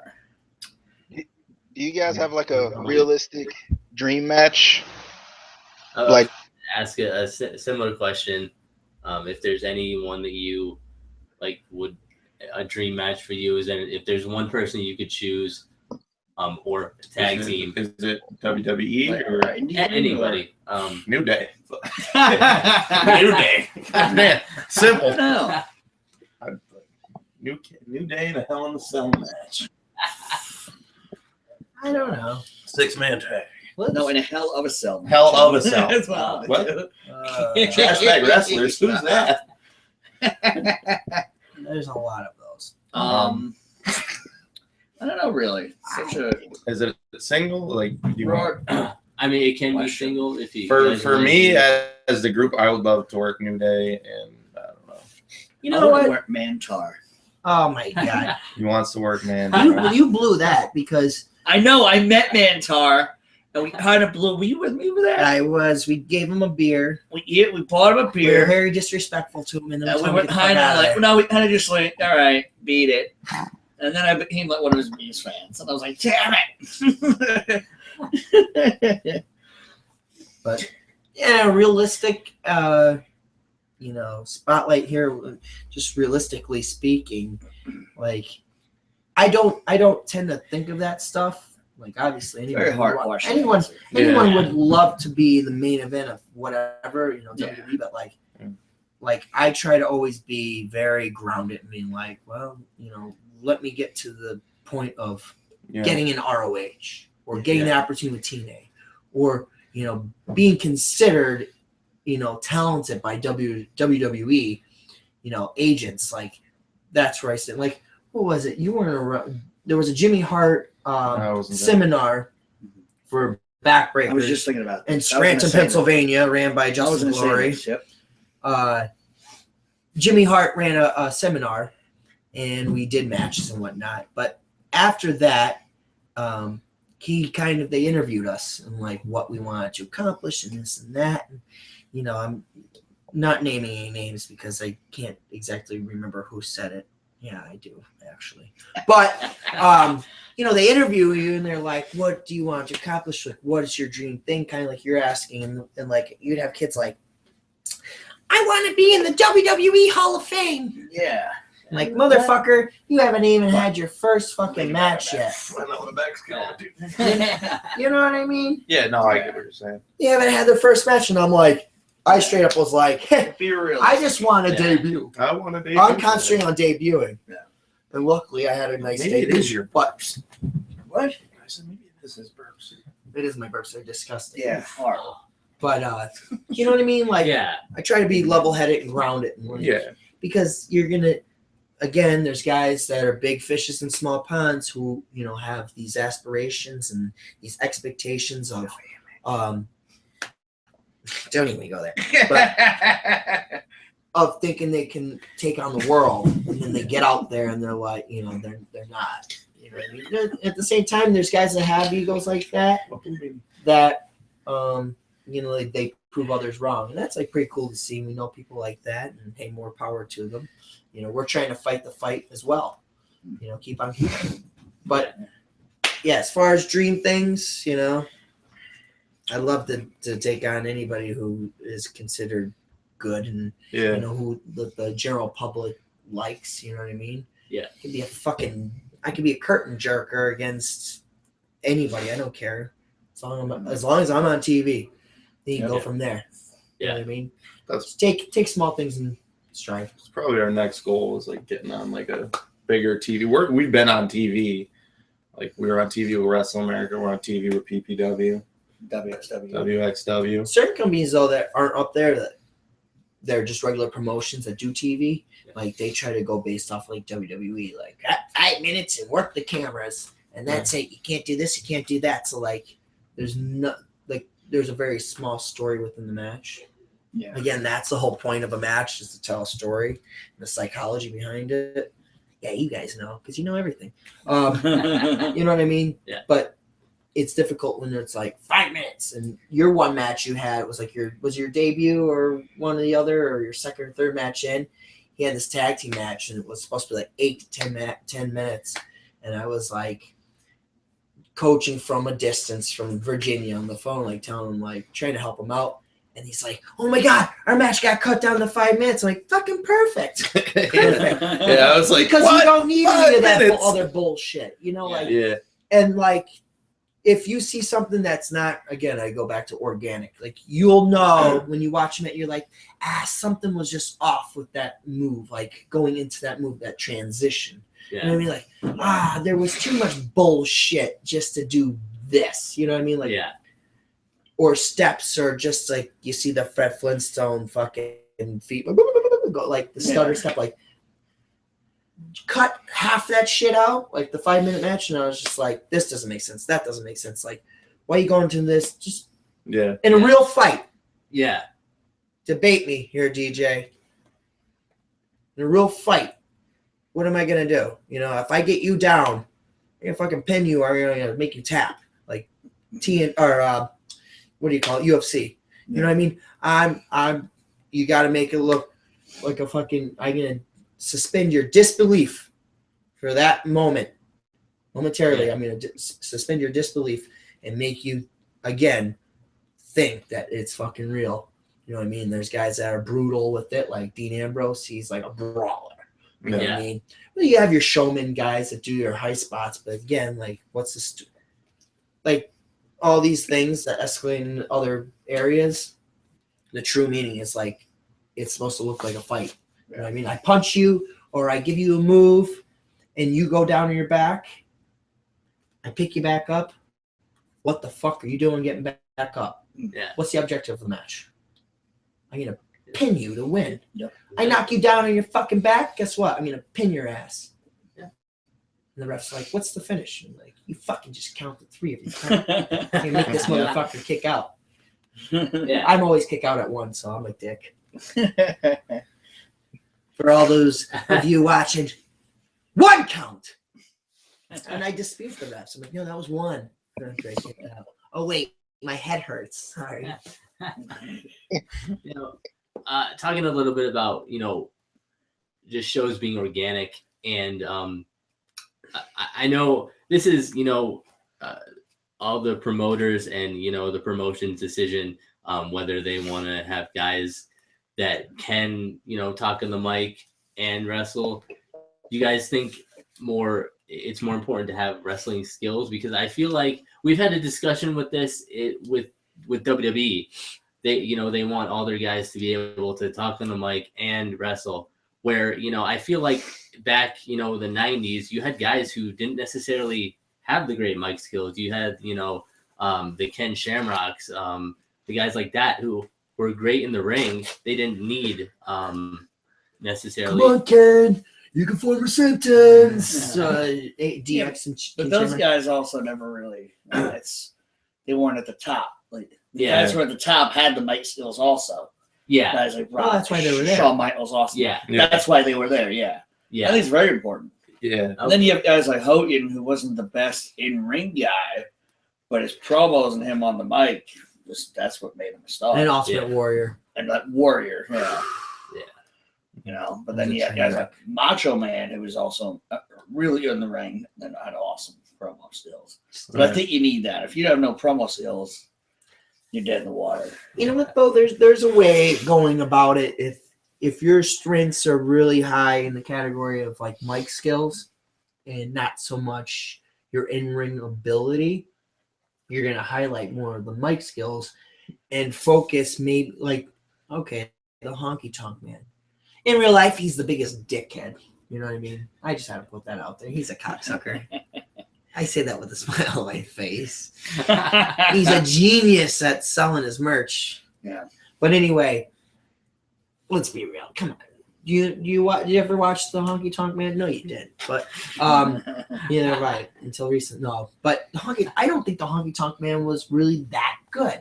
Yeah. The Honky Tonk Man had a gimmick. He could talk. Yeah. So what do you highlight more? His gimmick, his in-ring ability, or his mic skills. But his in-ring ability was very simple. Managers. So you take the viewer's eyes off of what he fucking can't do in the ring, and it's always cheating. Like, okay, we can go different ways or approaches in a tag team match. Listen up, because you need to learn. I know. Why are you hugging me? My back hurts. Like, you need to grab onto something. Way back. Oh, Yeah, mama. Way back, brothers. So like in a tag team match, I could very well just like shit can like throw my guy out of the ring, distract the ref, get the other guy hot, and try to egg him on to get in the ring, and the ref's got to break up me and the opponent that's on the apron. The whole time he could be just kicking his ass out on the floor, and we're getting boos because we're bad guys. You know what I mean? And I don't do a thing the whole fucking time. Maybe a few covers, few this or that, whatever. But like, you go out, maybe your perspective of going into a match every time is like, okay, what can I do differently than they haven't done on this show? Like, think outside the box. Everyone's always kind of just wants to go structure. And I'm like, you know what I'm going to do? Less in the middle of the fucking ring. And maybe my non-legal guy my partner is going to do all the being on the outside. Like Triple H in China. Yeah. DX. And Sean's in the middle doing whatever he wants. And Rick Rude, distract the ref. Think outside the box, you know what I mean? Yeah. And it's still entertainment. I might have done less, but, he did his part, and then I get the cheap counts and everything like that. And then by the time you got in the ring, if I was antagonizing you the whole time because I'm the antagonist, you know, I'd be the guy that receives your bumping feed, you know, your clotheslines, you're beating me up. Finally, you're getting me. Yeah. Get me. You know what I mean? The fans are like, finally, he's fucking up that guy. He's pissing him off. You know what I mean? But there's different aspects of it. You got to watch. Some people are too cookie cutter. Depending on where you go, you just do cookie cutter. But you know what I mean? Like, I don't want to belittle your intelligence, the fans, because I'm where you are at the same time, and I always was, and I always call bullshit. If you call bullshit on me, I'm not doing a good enough job. That's how I look at it. You know what I mean? Like, God damn it, you know, like, you fucked up. I don't want that. I haven't had it yet. But going back to the manager thing, how do you feel? Because I feel like managers are kind of a lost thing in wrestling now, especially like recently. Like Xavier Woods, Paul Heyman. Well, yeah, but there's just not as many. Like, and we were talking about it more developmental. Like they don't seem to like develop managers in WWE anymore. Yeah, that's like the same thing though. Like the way I look at it is like when you go to train to become a wrestler, like that first month will determine like where you're gonna go, right? So like certain times, like for example, here's a real example. Tommy Dreamer sat down with one of his students and was like, you know, you'd be good at, you'd be a good referee. Which in other words are like, you're the fucking shits at being a wrestler. But if you really want to be I think the kid left, but honestly, like that, I think that kid would have went other places being a referee if he was like fucking taking in full stride. Okay, you're not giving someone a body slam in the middle of the ring, but you're still involved in matches. You could be reffing fucking main event matches. Like, I don't know if you guys know who Tony Nese is. You know, he's fucking unbelievable. You know, versus Sami Callihan, who was Solomon Crow in NXT. Like, those guys are awesome in the indies. We do know a kid that specifically went to Dreamers to be a referee. Brian Carson, he's a referee. Yep. Very good. He's taking it in full stride. He's really wants to know the business like Earl Hebner. Yeah. You know who Earl is? Yeah. I think Earl's the best. And I would mark out more for Earl than anyone else because Earl's reffed what matches. Everything. That motherfucker knows it. Well, Earl, but he's awesome.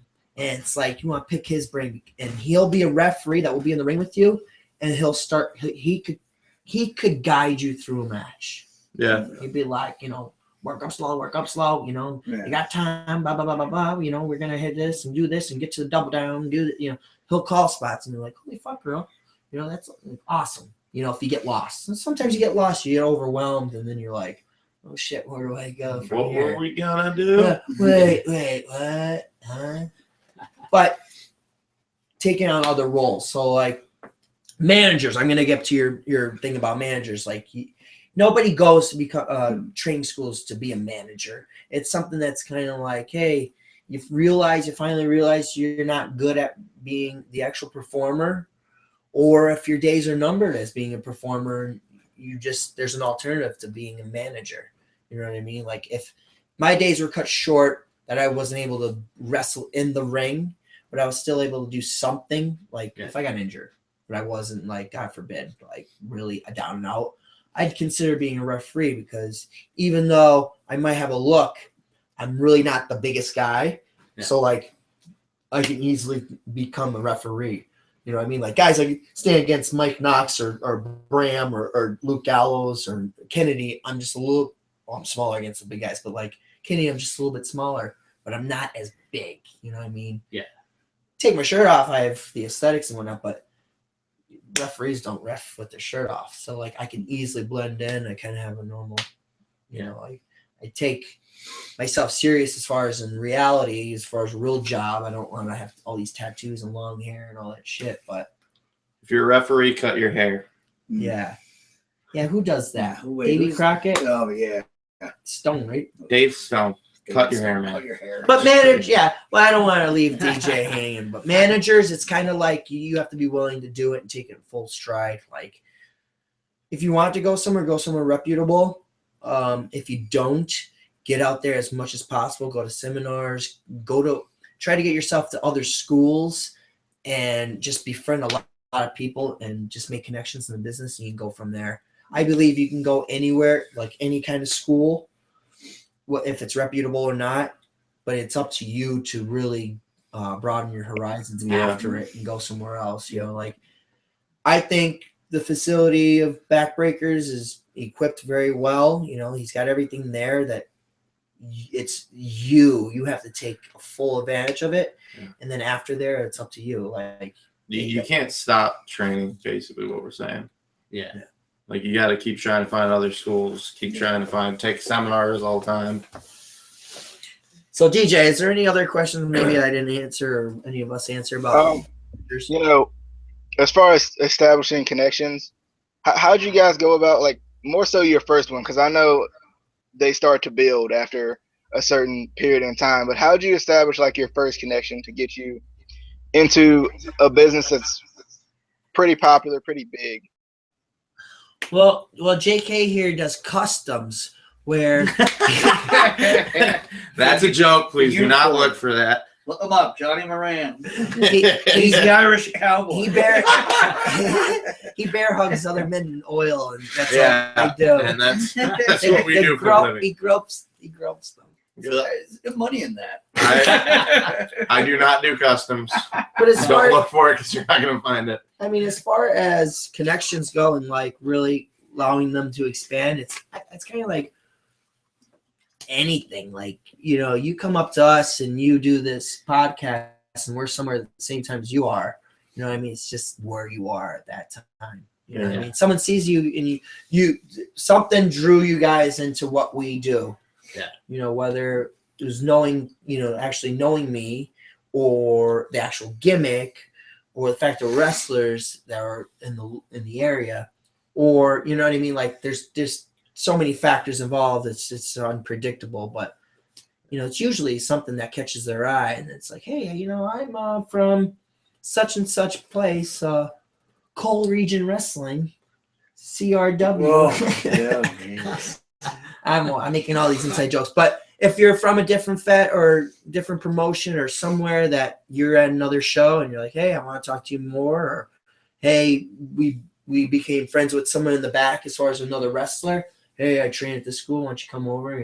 Just become friends, and it just grows. Yeah. I don't know. It's just something that might happen. I mean, you can't necessarily be the shits for it to work, but yeah. And have you? Would you say most people in the business are willing to kind of talk to you if you go to a show? As far as like wrestlers, or wrestlers. Anybody that you got to know when to approach. Yeah, you know what I mean. Like, you're not like, you don't go up to someone while they're doing a signing and be like, hey, I want to talk to you about. Catch them at a good time. Yeah, like if you're in the locker room, they're in the locker room, they're tying your boots, and you're talking back and forth just about bullshit. Like, then they might like you. And then you could talk to them again and be like, hey, could you watch my match? Tell me what you think about it. As far as names. Yeah. I mean, like, if you're just talking about somebody in the locker room, I mean, go in the locker room, what's up, brother? Yeah. And just sit down and talk. I don't know, fart, see what happens. If they don't like that. I generally just like stick my ass out, make people uncomfortable. Like, if there's a woman in our locker room, he just walks around naked. No, I don't. I told you I got the Irish curse. What's so impressive with that? Yeah. I mean, it's just talking about just talking to wrestlers in general. Again, going back to working with TNA, do you feel like most wrestlers are pretty approachable? Because, I mean, I've met a bunch of guys from TNA that all, at least to fans, seem approachable, but I don't know. You hear stories about guys who are kind of dicks. Yeah, it depends on who they are. Also, it's like the wrong, like we said again, with the wrong time. Yeah, you got. It's like anybody. Like, You might be having a bad day that day. They might be having a bad day that day. You know, you never can't. know what's going on in their personal life too. Yeah. You know? Like when I'm at TNA, we're at the building hours before the show even starts, so there is a lot of downtimes to try to sit and bullshit with them. But like, yeah, some guys are approachable, some aren't. Over the time, you kind of figure out who's who, and then and I just stick with then I'm kind of friends and stuff with everybody, and just, when you see them, you say hi, and it's like anybody else, Yeah. Yeah. You kind of lose that. How the heck do I explain this without saying Markness? Like when I started being on shows with names, I didn't lose control. I'm like, oh my god, that's that all so and goes so. away. That kind of goes away once you start seeing them all the time, and it's just like seeing like an old friend at that point. And usually, though, when you also start to talk to them at first, try to talk to them. I try to talk about normal shit, not wrestling. Yeah. And after a while, then you can be like, "Oh, what was it like when you did this or something?" After a while, Or they'll just come out. Or they'll just they'll come bring out it and up. just start telling me about anything Yeah. and open up. So Yeah. Definitely. Real quick, I'm gonna run to the bathroom because I've been holding it for a while, so I'll be right back. Okay. All right. Awesome. I just did too. Yeah. Take your time. You take your time. Now, for me, I always like to ask, for guys who necessarily aren't the wrestler type, but still, their dream is to kind of work in the business in some capacity. What would your kind of advice be? Because there are some guys who, whether pre-existing injuries can't train, things like that. I have a friend who lives in Kansas City who's in a wheelchair, and he works with a promotion out there. But I would, not to cut you off short, if I would never think, and cut me off if I'm rambling too much, but I would think something in that capacity, like you're saying, as far as something that's hindering maybe him actually fulfilling his dream. I wouldn't necessarily, and I'm not trying to be this guy that's chase your dreams and all this, but at the same time, nothing's impossible.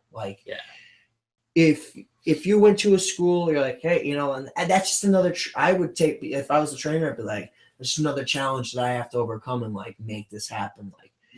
Build a gimmick. You're in a wheelchair and shit like that. You have to be creative. There's ways around it. All right, how am I gonna get you? I'll break it down. All right, are you charismatic? Do you have charisma? Can you build a character off of this? You see Bad News Bears, the new one? Yeah. Okay, the kid who's Barry Goldberg in the Goldbergs? He played the kid in the wheelchair in Bad News Bears. Yeah. He was such a dickhead, but I loved it. And he was in that motorized fucking thing. yeah, There's your gimmick. Be that fucking kid that, he's like, what are you going to do? You going to hit me? I'm in a wheelchair. yeah. You know what I mean? Yeah. And it's I find that entertaining right then and there. I'm like, oh, that motherfucker's got such a big mouth. One of these days he's going to pull out, but depending on what he's able to do. But you know what I mean? He's such a fucking weasel. And then because of that, the guy he's representing, if he's a manager or something, you on behalf of his fucking shit talk, you're like, I hope so-and-so kicks the shit out of that wrestler because he's such a dickhead. Fuck you, it's awesome. I don't know. I just find different things think outside the box, or go based off of movies. I always think hey, who's your favorite? You like Kenny Powers of Eastbound and Down? I mean, Love them. you know who I'm talking about? Yeah. Kenny Powers. He's such a dickhead. I'm like, well, if you want to be something like that, go based off of him, blend it with a little of this and a little of that, and it's wow, that's your heel gimmick. You know what I mean? Yeah. It's always easier being a heel than a babyface because it's easier to be hated than it is to be liked. Yeah. You know what I mean? And so it's being liked is kind of hard. In the indies, if you're just like vanilla and just like kind of like cookie cutter kind of kid, like if you don't have much of a persona or a gimmick, being that baby face, like you really gotta work your balls off in that ring, like doing all these fucking spots for them to like you. Yeah. You know, and then they're like, they want more. Like the Jersey, New York area, like that territory, it's like they want fucking more because of those fucking Hardy Boys and all their moves. But no, I'm joking. But you know what I mean? Like it's harder to establish yourself as a baby face. Like heel, you do one or two fucking things. We go out, we don't even really have to say anything because we're in neon and they're like, you know, you pansies, you know, explicit words and, you know, sexual orientation and all that stuff. I can't go there because we're pussified. But, you know, as a society now, but you know what I mean? Like, no offense to anybody, you know, personally or anything like that. But, you know what I mean? They'll be like, you faggots and everything like that and all these slander and words and we don't say anything. And then we're just like, all right, we're just going to like, whatever. Make the baby faces look good. But I don't know. Overall. And like it doesn't always have to be an on-screen thing either. Yeah. Like he does all that stuff with our videos. Well, like if he wants to just be in the business, it doesn't mean you have to be in front of the camera. Yeah. You can always be behind the camera. Oh, in different aspects as far as If you want to get in that company, like there's not always one path, you know what I mean? Yeah. And just because you're in a wheelchair doesn't mean you can't make it there. Well, Paul Charsky didn't necessarily go as far as being in the squared circle. Not that he couldn't do it. You know, he's fully capable, he's very athletic, but you know, being tied with media, Sirius Radio, and having the background and production and whatnot, he did a lot of work for Tommy Dreamer, House of Hardcore, like video packages and shit like that. So like, there's his in right there. Like he doesn't have to be in front of the fans. His work is in front of the fans, but not so much. Like not really him, but he's still in the business. Like he's rubbing elbows with fucking Rey Mysterio back there, you know what I mean? Or Alberto Del Rio one show before going back to WWE. You know, you still do this. So whatever aspects you have, like whatever your attributes, where your strengths, weaknesses, or not necessarily your passion, but like what your talent is, doesn't have to be in front of the fans. True. And I know you were saying obviously it's easier to be a heel than it is to be a babyface. Going into kind of characters in general, do you think fans kind of gravitate, or you know, you do better when you have more of kind of your personality in your character rather than just something that is completely made up, is nothing, you know? Depends. It's like a little bit of you in it and a little bit of. I think it comes off more genuine if you have a little bit of you in it. Me and him really are very different from like our characters. We're just turned up a little bit. You know? But just comes off more genuine, I think. I love the word organic. You know? What's better than organic? You know, I think that's natural. It's real. Yeah, like the Attitude Era worked so well. Is he just turned everybody into really who they were. Yeah, you know, and it came off a lot better. I think over time though, like you evolve in the character that is you. Really, they'll be like, I need you to be the plumber. You know what I mean? And you end up being this fucking mouthy guy. And then all of a sudden you come out to Enter Sandman, you're drinking beers and you're the Sandman. You know what I'm saying? Like that was him. And you know, I think he's sober now, but but you know what I mean? Like, so he was a surfer first. Yeah, a surfer. He met as a surfer. Sandman. Yeah. And then he evolved just now he's a beer drinking guy. So like, you know, you find something in there. Like, I didn't know how to really go about being an extra guy. So like, you hear my voice, I'm not very intimidating being like this. You know, I kind of get a little rasp to it and a little bit of Macho Man and Shawn Michaels and Nature Boy. You know, like my voice and whatever, and I put a little rasp in it just to sound a little bit more grueling. You know, it's all showmanship. Yeah. So I'm not gonna really convince you that I'm a fucking Yeah, we will. contender. If you met me in the alleyway there, DJ, should be intimidated. I'm holding a fart. He's holding in a fart. He's gonna explode if you don't ask another question. Brother. He's got fucking Jeff Jarrett's signature. How much did you pay for this? Why isn't it hanging up? I don't remember. Oh, because the frame broke. Ah, the frame broke. Son of a gun. I And know who's broke. Me. Bro, Oh my god, it's so nice to sit back here. Well, I had to be in picture. I was always out of picture because of JK. yeah. He's a dick. But yeah, I know. Because we've had that discussion before, whether putting more of your personality in your gimmick is better. Because I know, Yeah. I mean, guys like Triple H, guys like Austin, you know, when they were able to kind of be more of themselves, I feel like that's when they kind of really, you know, Yeah. blow up. And then there's guys like Undertaker, Kane, who, you know, the gimmick works for them. So You know, Undertaker dialed it back a little bit over the years. You know what Yeah. I mean? It wasn't like this mystical guy anymore. yeah, And now I guess he is, but not really. yeah, I don't know. He's just been around And so King, much. yeah. He's done so I think people much. just accept him and just like, yeah, he's that guy. He's the Undertaker. You know? yeah. He's well established beyond the years. Yeah. So Yeah. And I think You're trying to tell me the Undertaker is not really the Undertaker? What? Oh, shut up, DJ. he is No, it's the Mark fake Diesel. Galloway. Fake Diesel. It's fake Oh wait, Diesel. fake Diesel's Kane. No, that's good. Yeah. Yeah. Oh, and it's tight Move again. over. Come on. Put your gorilla fucking arms. just I got biceps too, brother. I don't make myself look like an asshole. I know, but I'm like so bunched in right now. I feel like we're so tight. We got so tight on this guy. And you know who's not tight? Sonny. He's your let's say your girlfriend, Sunny. Oh, that poor lady takes a beating. She already took a You beating. can take that one.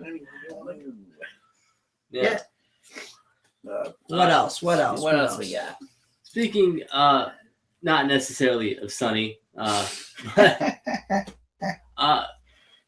kind of do want to go a little bit into women's wrestling, in general.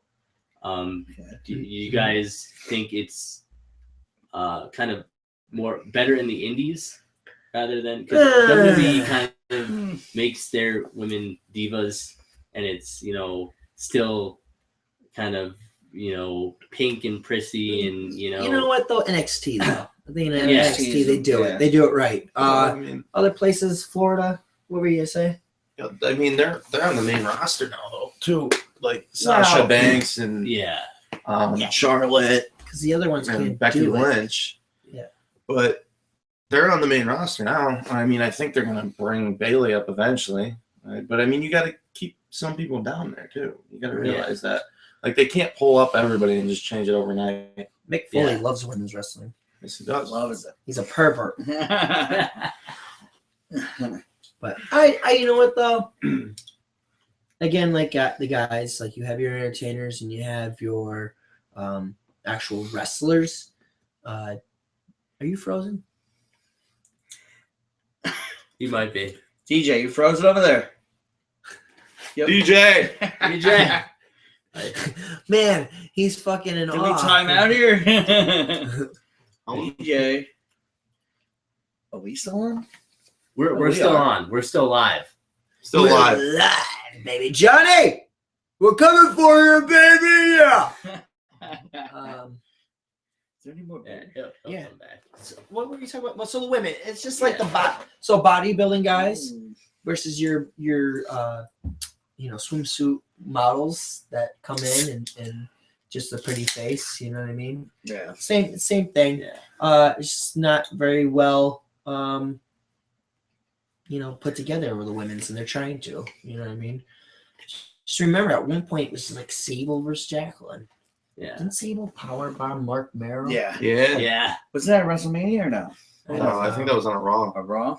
And then Vince. Oh, Uh-oh. He'll be back. now we're in trouble. Oh, All right, let's answer some good questions here. We got phone a friends. we Phone a friend. We got dial in line. I'm wearing Batman socks, by the way. Look at the utility belt. Oh, that symbol. nice. How high those are. I like to wear them high.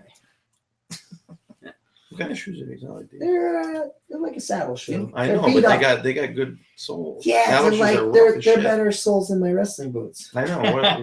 Where do you buy them gimmicks at? I got them off of eBay. Yeah. This kid, like, I'll call him up and where did you get your toothpaste? eBay. Cool. You, every time I talk to eBay. No, I pilfer it from my parents' fucking bathroom, and then I bring it home in Oh Virginia. my god. Smart man. Now, kind of, I mean, obviously you're tag team now.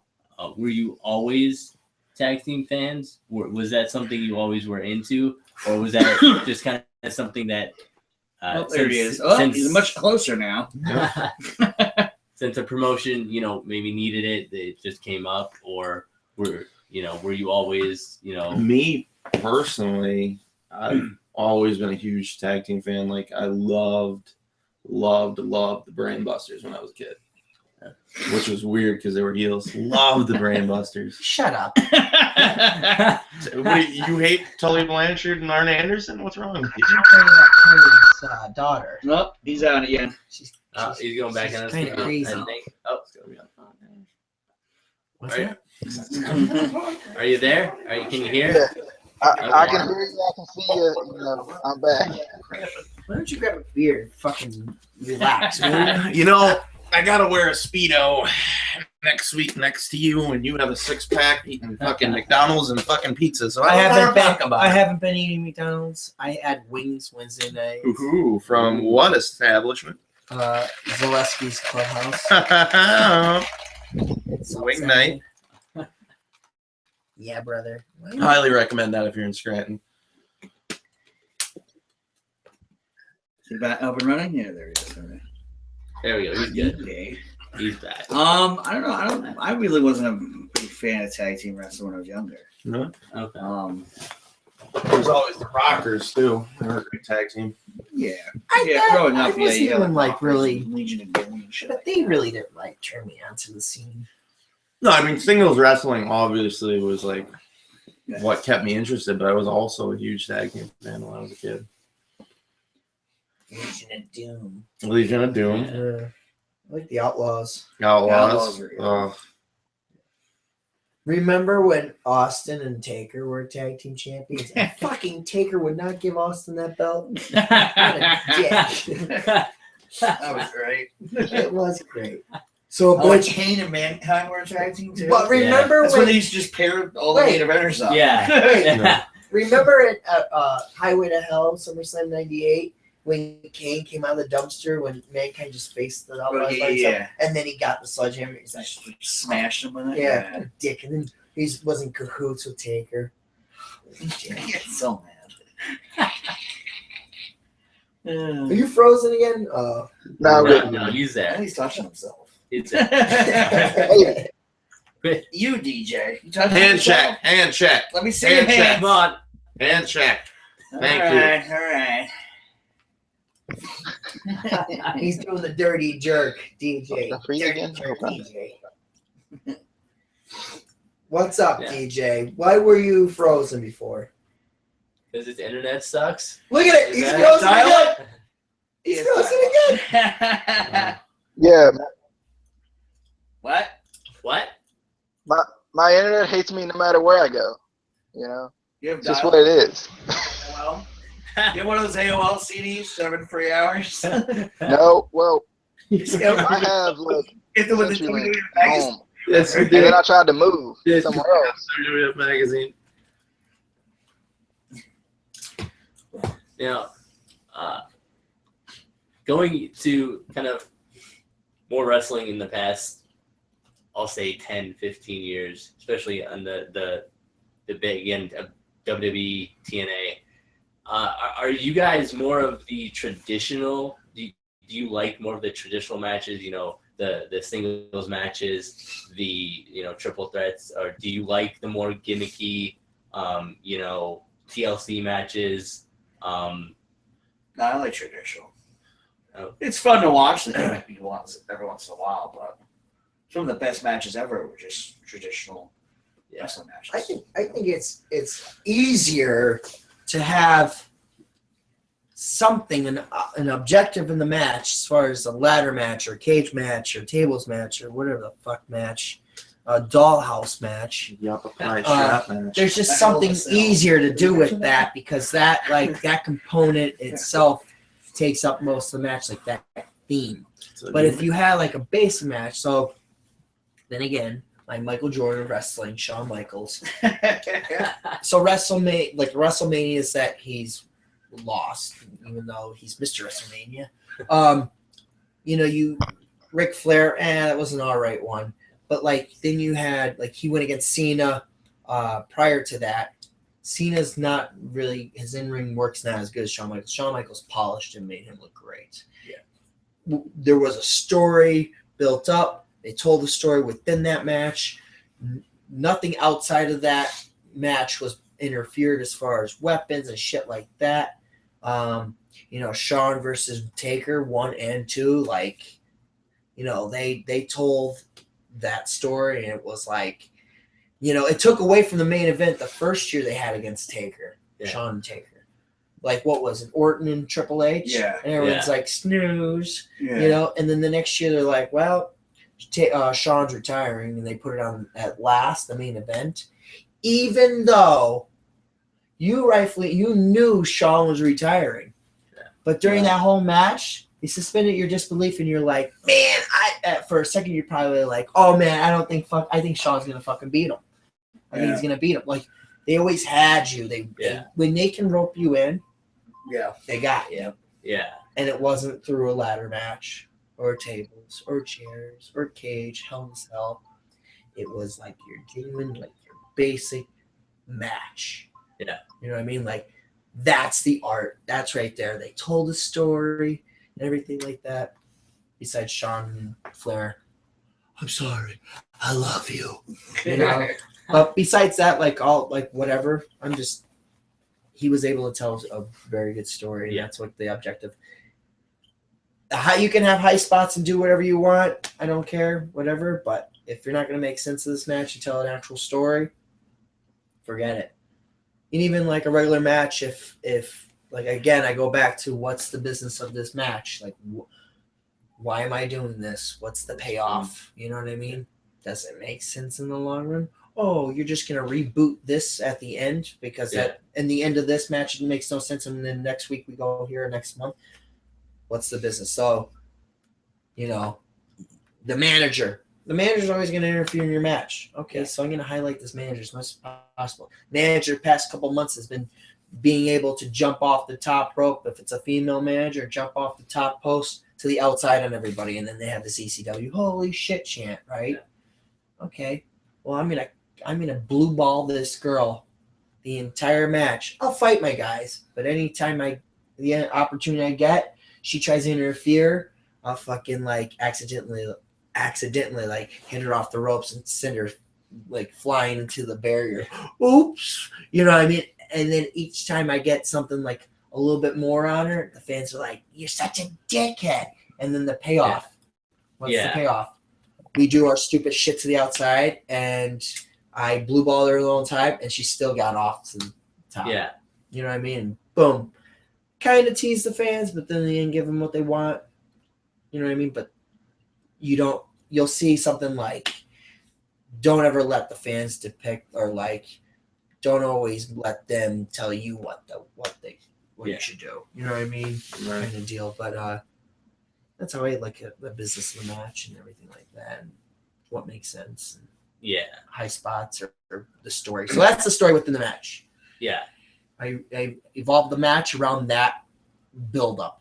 Yeah. And then even though I blue ball her the entire time, she still did that. And then I go for the cheat at the end. We distract the ref, or there was a ref bump. and I have the shake weight, or Triple H has the sledgehammer, and he goes to do it. She's back around. She stops you and she grabs the sledgehammer. And you're like, what the fuck, bitch? You cunt. And then all of a sudden you get rolled up or you get hit from behind, like a finisher or a signature move that's from behind. Yeah. And even though she didn't physically touch you or beat you up or cost you, she was the distraction. Yeah. But someone that's inferior, like a woman, not all women, but in the wrestling business. I almost got myself in trouble there.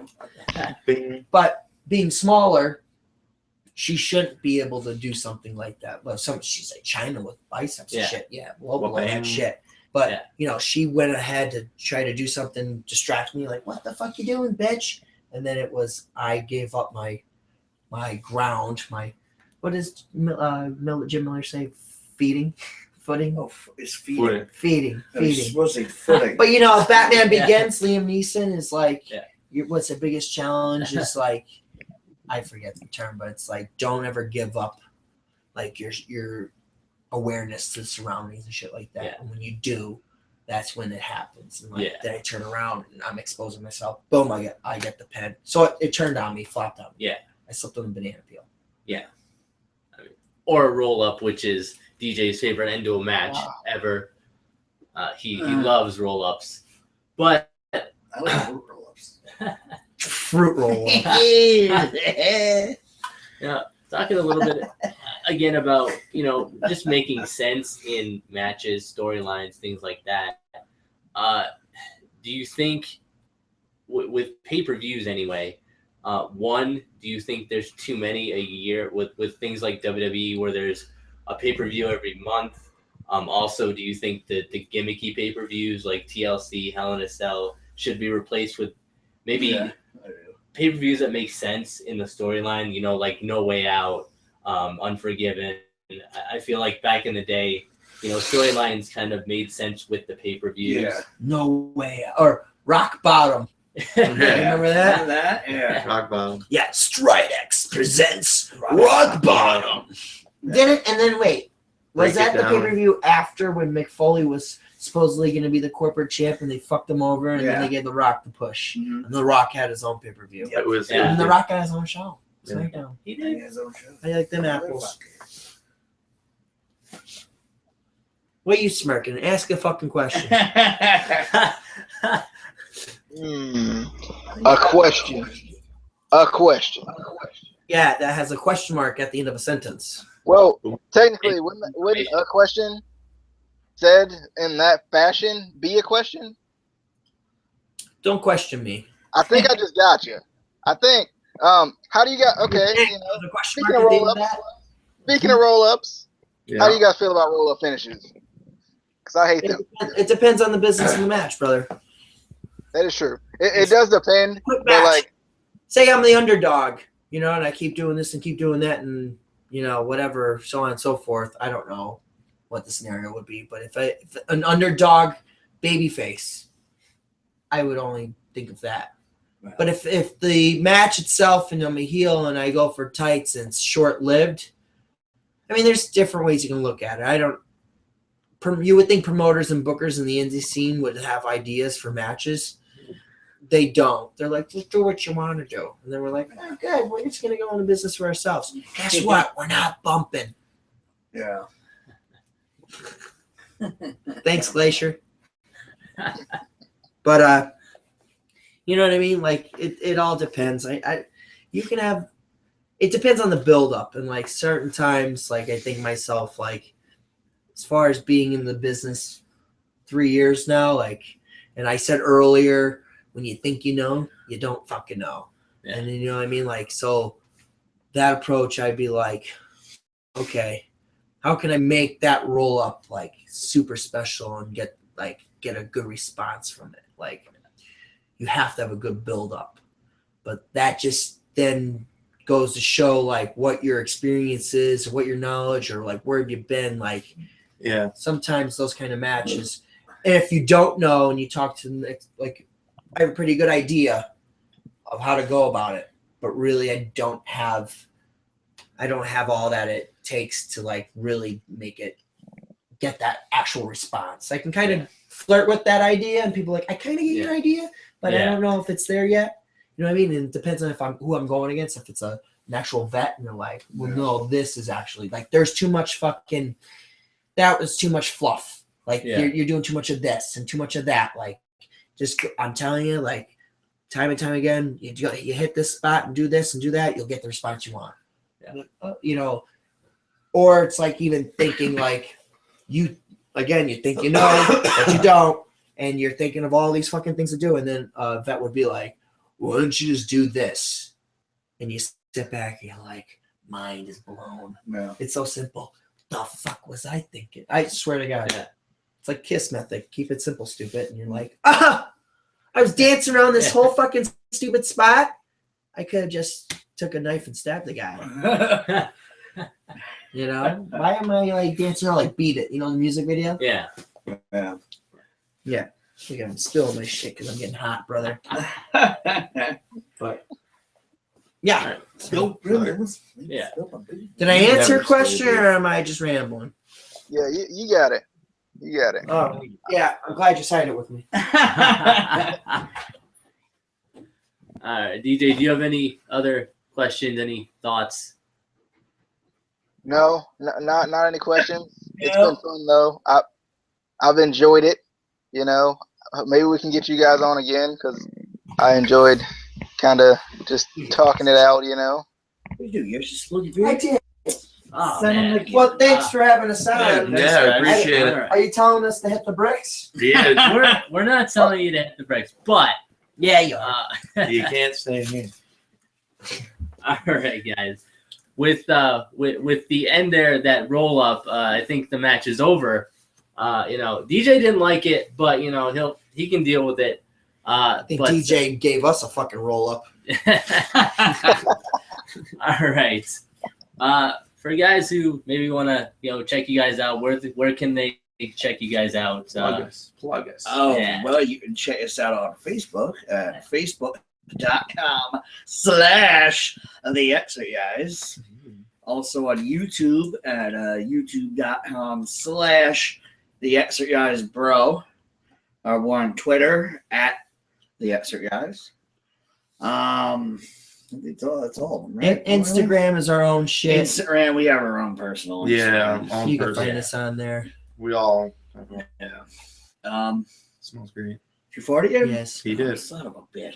Yeah. I mean, if you guys put a link up with your shit, we'll do the same, vice versa. Yeah.